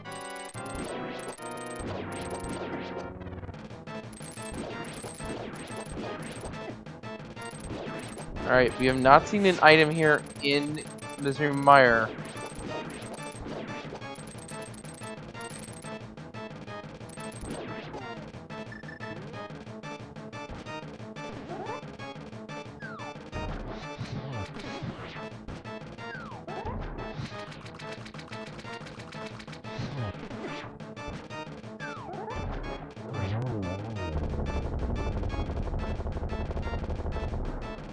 Ether Medallion now for Cadenza.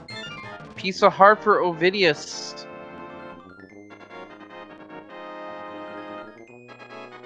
Second I found a heart container. That was Sank Heart too, but that's 2 items. That means Vitreous has nothing, which means our Ice Rod. Let's see. We've checked Spike Cave. I just want to clear out all of our overworld locations. We have not checked K45. I don't think we've checked Graveyard Ledge. I think we've got Bonk Rocks and King's Tomb from Cadenza. I think I recall. So there's a couple overworld locations, but otherwise... Have we also checked Checkerboard? Have either of them done that?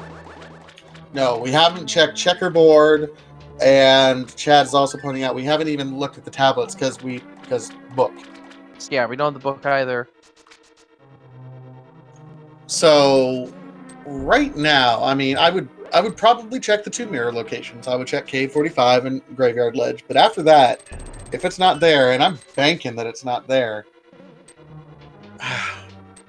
do you blind go into Turtle Rock without the Ice Rod, hoping that it's there? Or do you do your 7 Crystal Ganon's Tower? Because you have to do it anyway, and hope that it's there. It's more item dense. I think, and I've already described this way, I think the play is to check the basement of the tower first. If you find the Ice Rod, that's great. Find the big key, mirror, go to Turtle Rock, and then climb the tower.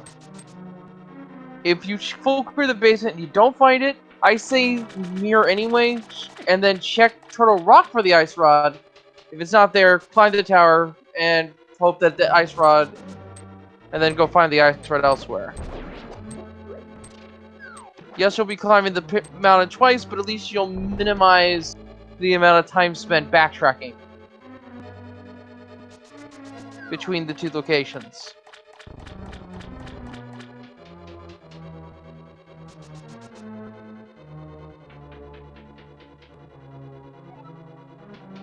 All right, so that is the 7th crystal. We don't know if we're doing Ganon's Tower first or if we're going somewhere else, but I think, Wolflink, what do you say? Is it time to start the game?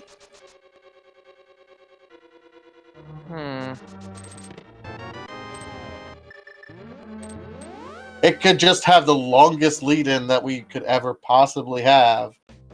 I say we start it. All right. Ladies, gentlemen, and other folks in chat, here we go. Yeah, go ahead.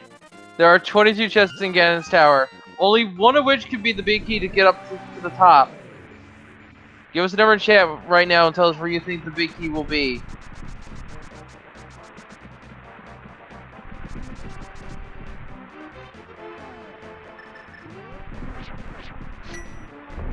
Now we're not guessing for this is for tournament points. This is like actually tracked sweepstakes here. You got a leaderboard and everything. I think we'll close the game in 3 minutes if they don't immediately go to GT.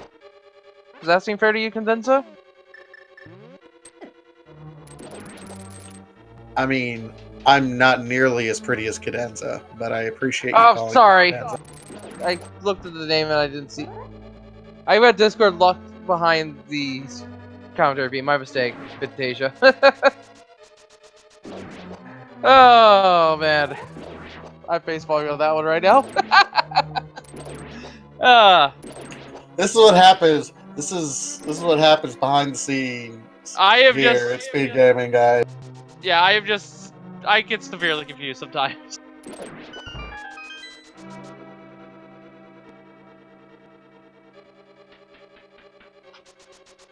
All right. Meanwhile, okay, Cadenza is going through Misery Mire, so that will be her 7th crystal. Ovidius is Climbing to GT. climbing the mountain. We don't know if he's going to GT or Turtle Rock first.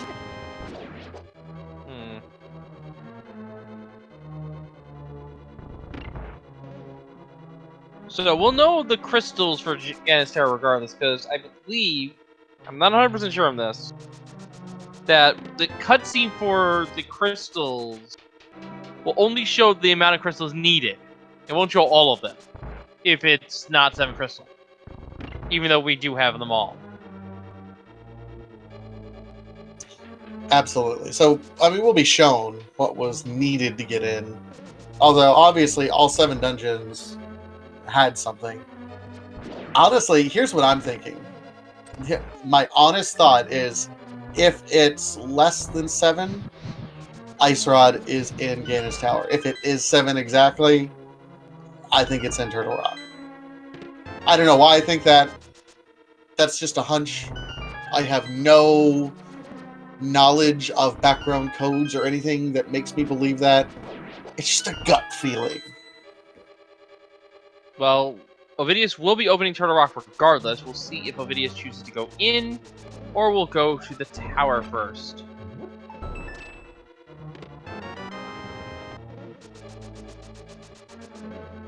And my gut tells me go to the tower first.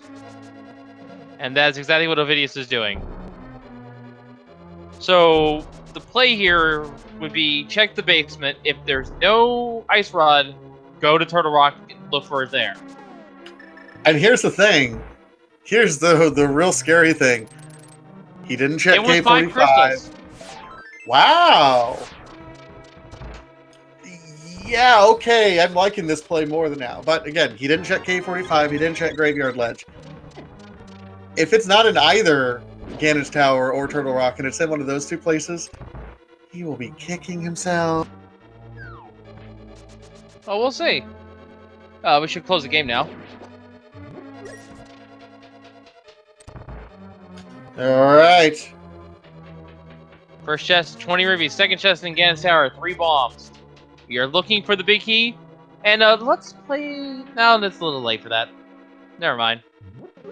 I was gonna say, hey, let's guess where the ice rod could be, but we've already opened a couple chests. It's not really fun. No, there's 3. With Torch the counts? burrito, man, worst burrito ever.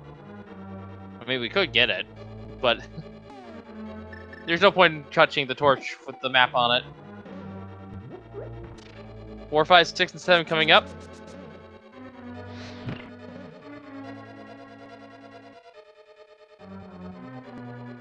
₹100.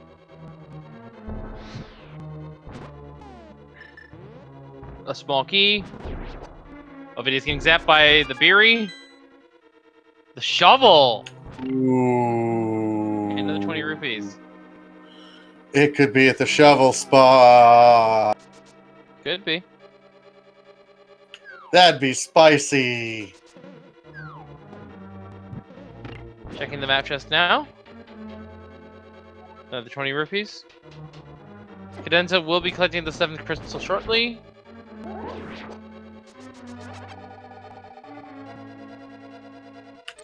Have the silvers been found yet? No. Not at all.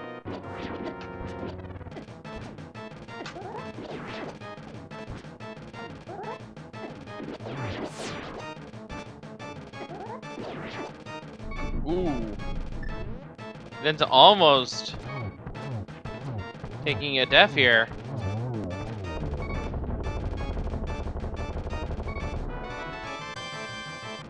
That was chest number 9 for Ovidius. 10, 11, 12, 13 coming up in the room we like to call the random room because no one else visits us except us randomizer players.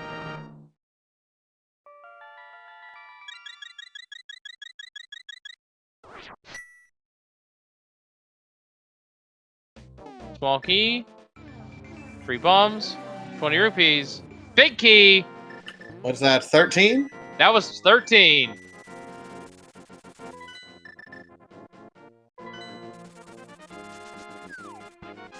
Big shout out to any amount of money was the winner. EMP, any amount of money. Very nice username there. Also, somebody probably, Phoenix Archer, both of you guys also guessed, so you'll also get some points on our leaderboard. GG's.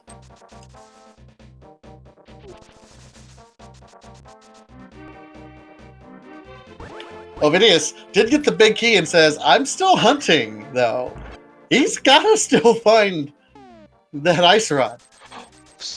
Pyramid Fairy hasn't been checked yet either. Cadenza's doing that first. Ooh. Our runners are not in go mode yet. We need to find the ice rod.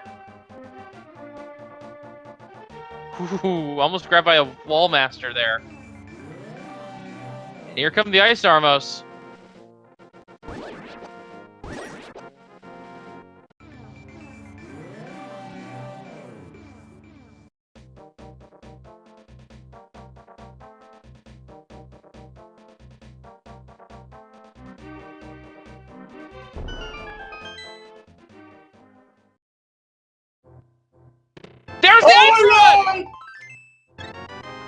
Ladies and gentlemen, Cadenza is now officially in go mode at a time of 1:47:58. What a lucky find! The tide has suddenly shifted.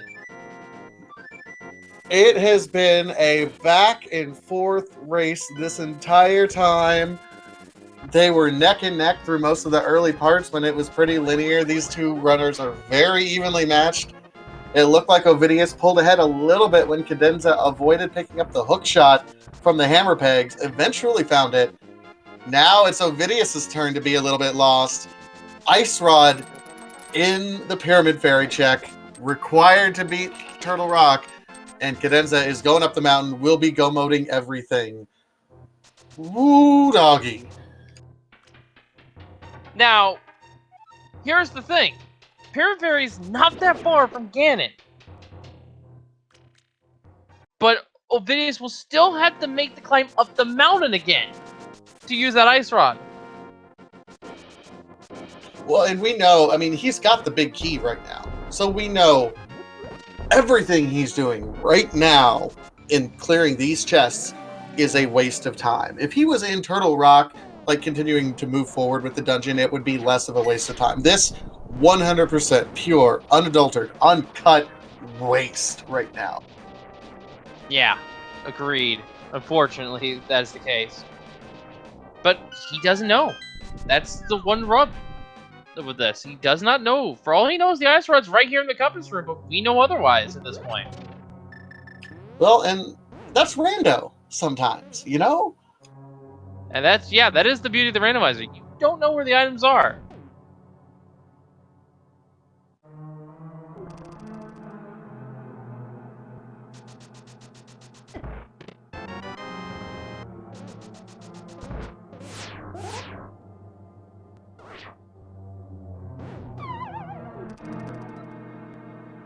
That is a rude chain jump right there.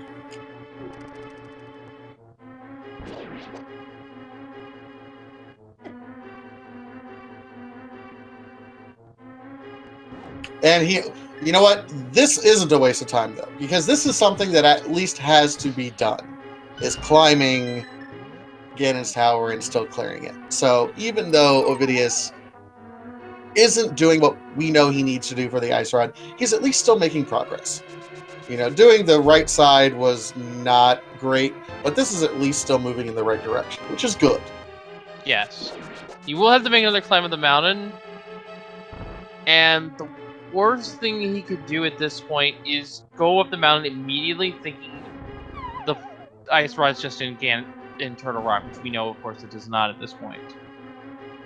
The best thing he can do is immediately upon landing at the pyramid, going to check Pyramid Fairy.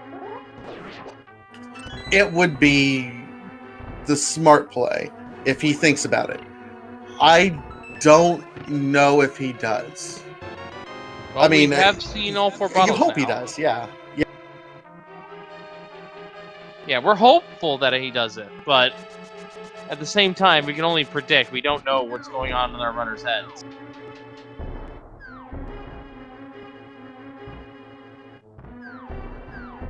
Has Ovi entered TR at all yet? Ovi's opened it. He's not entered at all. Not one iota. And at this point, if he does, he's going to have a bad time.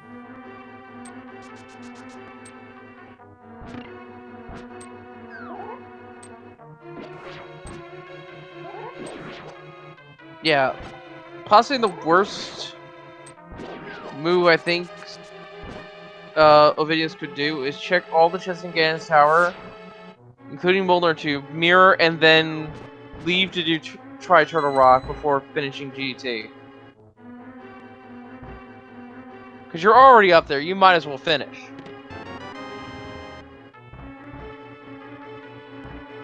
And a mountain climb is not nearly as bad as the second climb of GT. Oh, absolutely not. Like, at this point, you're committed. You just go ahead and clear out GT, and then you're on an Ice Rod hunt at that point.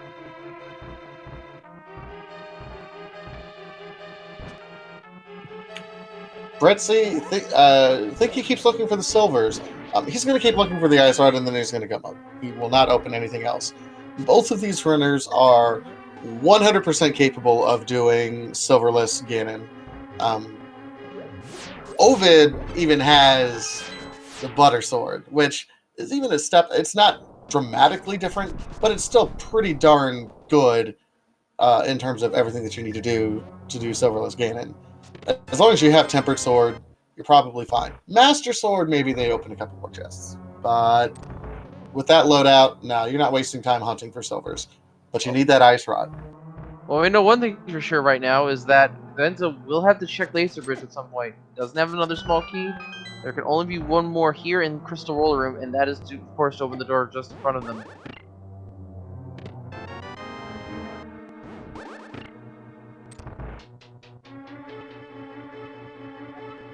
And that is a rude spike right there, too.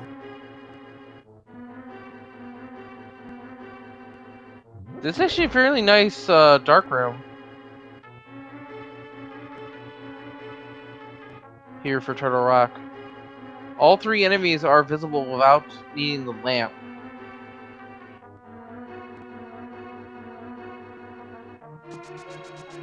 Alright, top of the tower.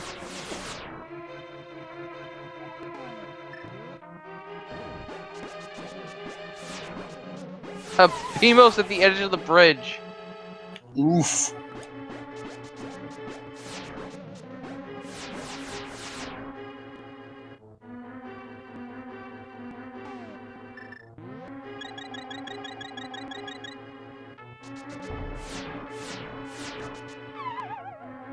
Cadenza chugging the blue potion. Is now being greeted by the ice lasers as we see another Moldorm. Another five-eyed Moldorm. I wonder if Moldorm could have different eyes on his two sets. I honestly don't know. I think it entirely depends on where he is in the Randomizer shuffle. Oh, there's some more checks right there. Oh no. That is one of the worst things Ovidius can find right now is the Book of Medora.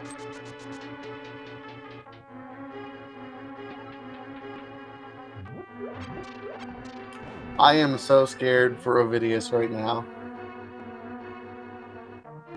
I've never been so scared of a book in my entire life since, like, college physics. Aga 2 is pretty much the same fight as Aga 1, except there are doppelgangers which always shoot the red clones and he loses his lightning attack.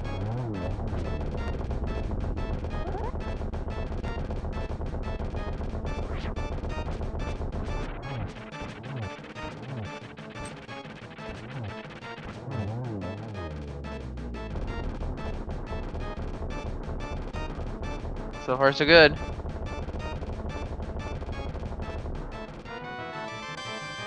Try next down for Cadenza. The green pendant now in hand. And that is Aga 2 down for Ovidius. He has now opened Ganon's Tower, but ladies and gentlemen, as a reminder, this is all dungeons. He still needs to do Turtle Rock.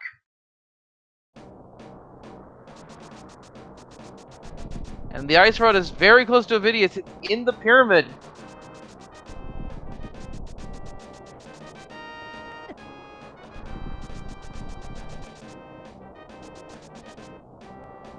All right, Ovidius. Which? Oh No. Okay, he realized his mistake. Okay. Okay. Best thing Ovidius can do is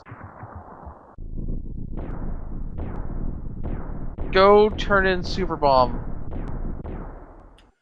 Oh, he's not going to. He's going to flute away and go do something, isn't he? Don't go one. Don't go one, Ovidius. I can read his mind. He's going one. It is the most item in its play. Cadenza will be forced to go left with no small key here on the right side in the Hope Room. It's only a matter of time before Cadenza finds the big key, which is in Rando Room, as we now know.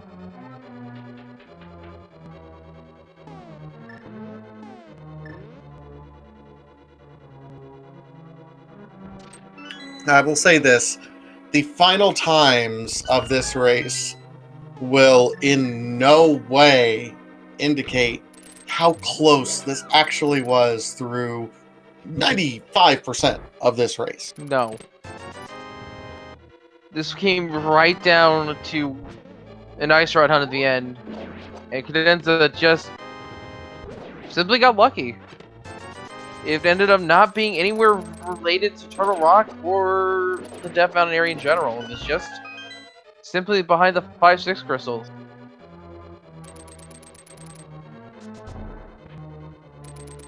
So Ovidius is doing kind of these excessive or these other mountain checks that he didn't catch.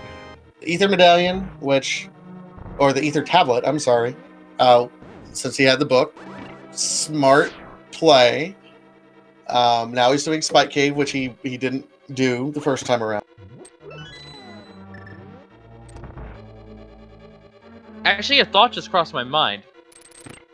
There was no way our runners was ever going to do Ganon's Tower without 5 crystals. Or even with 5 crystals in hand. Because by the time they finished the game, or finished all the other dungeons, the only dungeons they had left were Swamp and Mire, both of which were required for Turtle Rock in some shape or form.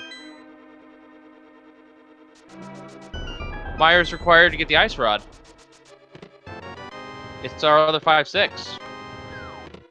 True. Yep. And there's the big key for Cadenza. Ovidius is now checking these other checks. King's Tomb will not have it.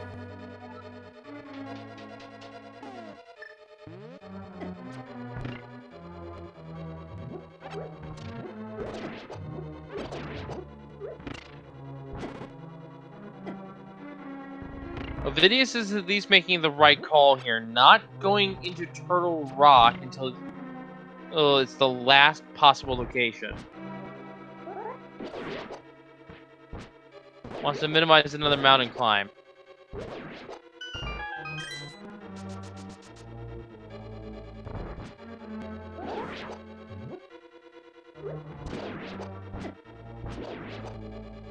Well, and I think everyone who's run a randomizer seed has been in this particular position, so you know exactly what's going through his mind. The last location in an item, all I need is one thing. Where is it? Did I miss a spot? What's going on? You probably were feeling pretty good about yourself before this, but last locationing an item can be rough. Can be super rough, and it starts to play on your anxieties as you're moving through the race.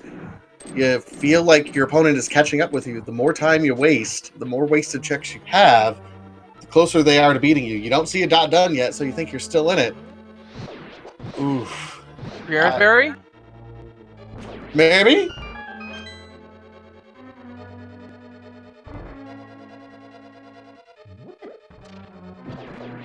Come on, Ovidius, don't go south. Oh no, he's gone south. Well, he's checking Bombos, which we'll put him in the mirror, complete to 4, and still check. Well, doing Bombos, probably going to do K45 as well. Probably from K45 goes up to Graveyard Ledge. I'm just thinking.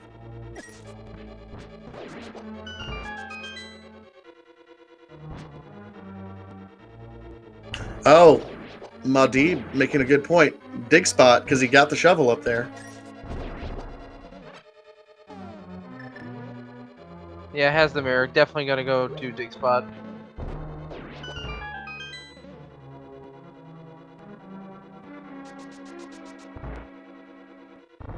If we're hopeful, he goes to check Super Bomb on the way, but I doubt it because of this shortcut here.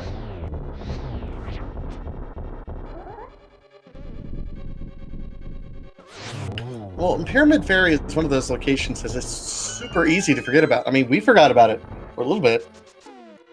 Yeah. It really gets lost in the whole aspect that is all dungeons because you have to do everything anyway. You're not really thinking about if the 5-6 crystals are even a factor.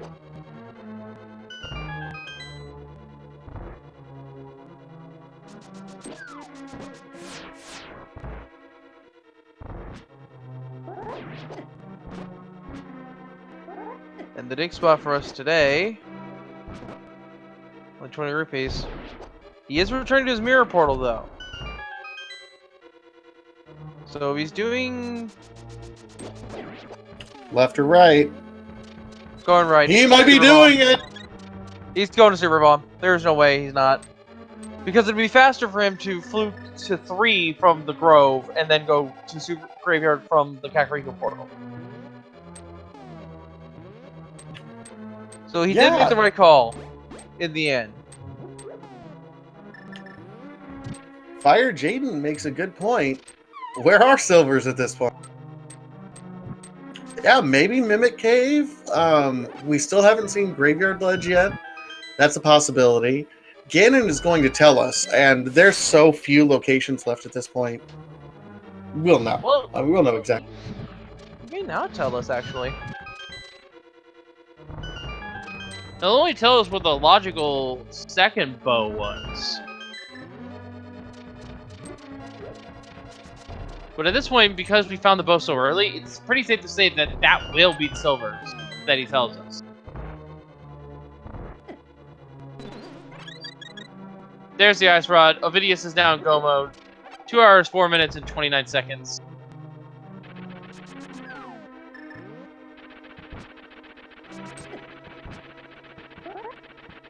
And yeah, it could be pedestal, it could be green pendant. We don't know.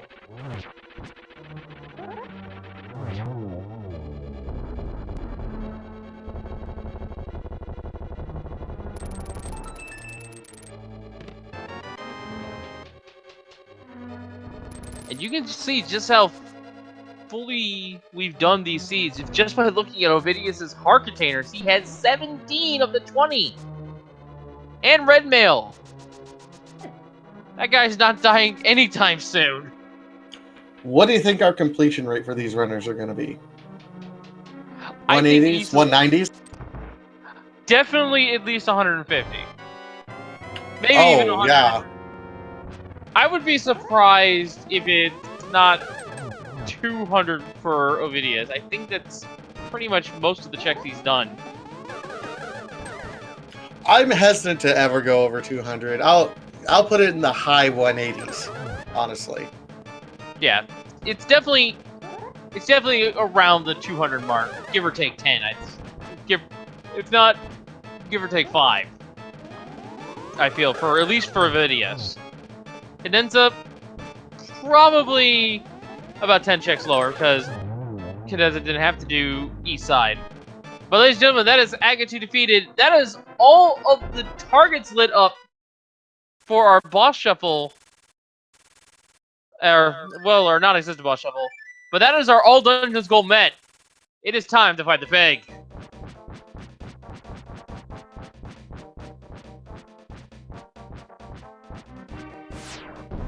And we do not get a dingus check this time.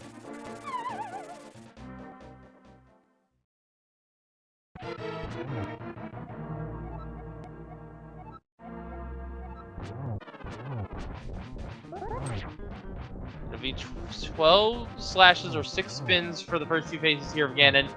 Afterwards, another slash in phase 3 as Ganon stops teleporting for those, and we'll advance to phase 4. Ganon will tell us where the silver arrows are, or claim that they're his weakness. Afterwards, keep the torches lit. And then, because we don't have the silver arrows, those we must do spin attacks as Ganon teleports away. That is a 2-frame window. Slashes can work, but the spin attacks are far more consistent.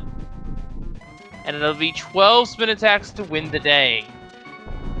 If you had silver arrows, it'd just take 4 shots. They were a Turtle Rock! Cadenza passed them on Laser Bridge!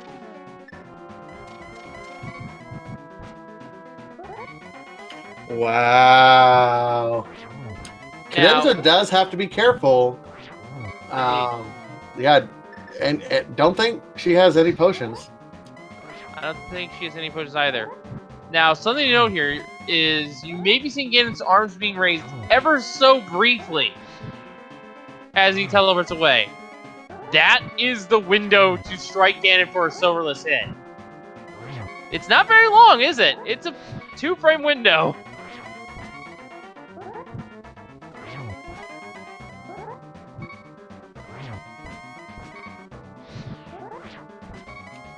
Whew, Cadenza is playing this super close, but really doing it incredibly well.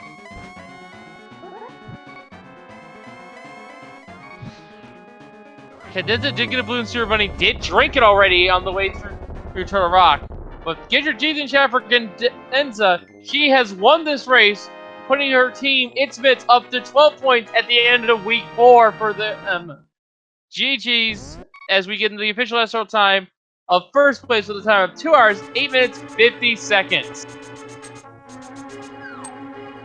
And GG's to Cadenza. We'll see if we can bring her in for a quick chat after this. That race was so much closer than the final times will indicate. It was neck and neck through almost all of it. And we are joined now by Cadenza. GG's. Thanks. So, that ice rod really was the game changer in this otherwise very close race. Yeah, I went on the restream when I finished and I saw that my opponent was like just kill Agahnim and was missing the ice rod, didn't do TR yet, so I was, oh my god. So yeah. Yeah, he was in there early looking for the ice rod and hoping. You went to the Pyramid Fairy and found it immediately, and then that's when we knew the seed was immediately swung in your favor at that point. Yeah, I was a bit surprised, I must say, because after my 2 deaths in Skullwood, I felt really behind, and then I full cleared Mire Swamp. There was nothing interesting in there. I was like, oh my god, that's so much time lost. So I'm so behind. No, and you guys were absolutely neck and neck. That first part of the seed was pretty linear. You guys were pretty much did the same things. We're always within a room or two of each other, always. You got a little bit behind, I would say, in the race when after your first pass through Thieves Town and the Village of Outcast, you didn't do hammer pegs, and the hook shot was right there. Oh yeah. The deaths of Skullwood also did not help matters as much. But what also started pulling you back from that was actually the boots, if you can believe it. You were the first to the boots, and your opponent didn't go to Ice Palace for a good few minutes. Okay. There was nothing behind though, so it was like faster, but not that much. So I don't feel it's a game changer. It was a nice to have though. It wasn't a game changer, but it definitely lets you bring the race a lot closer than you would initially have thought.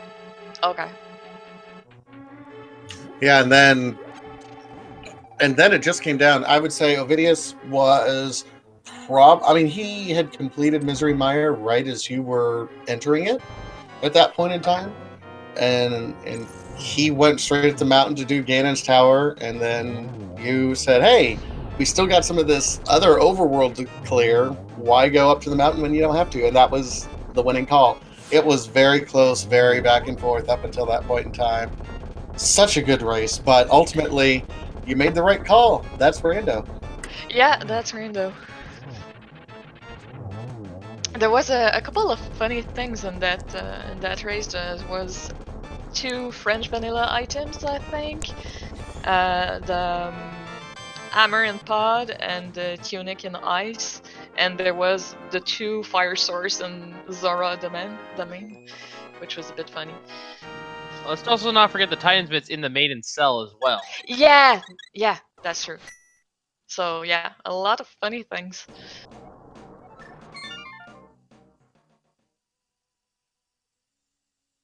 And of course, this was an Agahnim seed in more ways than one. Yeah. I must say, I totally forgot the mountain when I did Aga, and it was like up the tower that I realized that I have 2 checks left. So I was, oh my god, I wish I'm not doing this for nothing. And then on the pyramid, all dungeon. Okay, at least I had to do it anyway.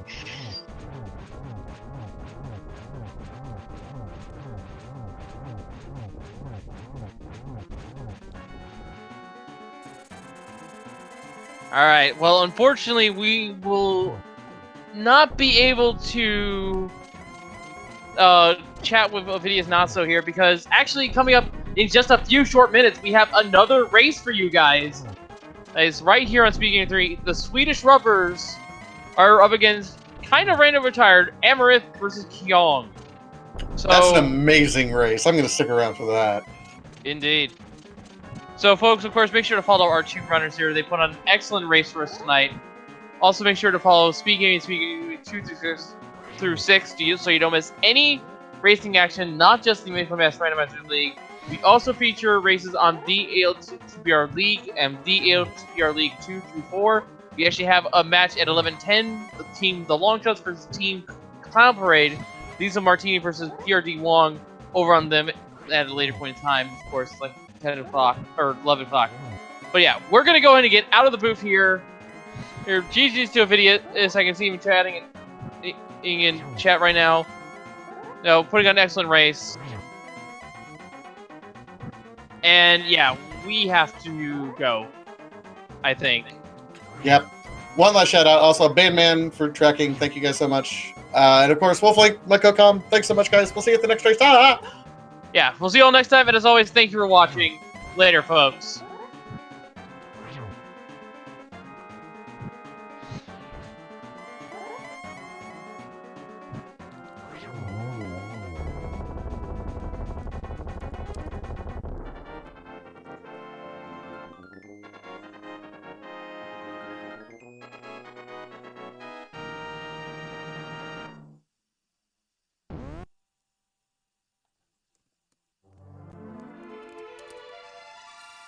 And real quick here, folks, before I head out, OvidiusNaso is finishing second place with an official SRL time of 2 hours, 15 minutes, 12 seconds. All right, now for real, I need a bolt. Later, folks.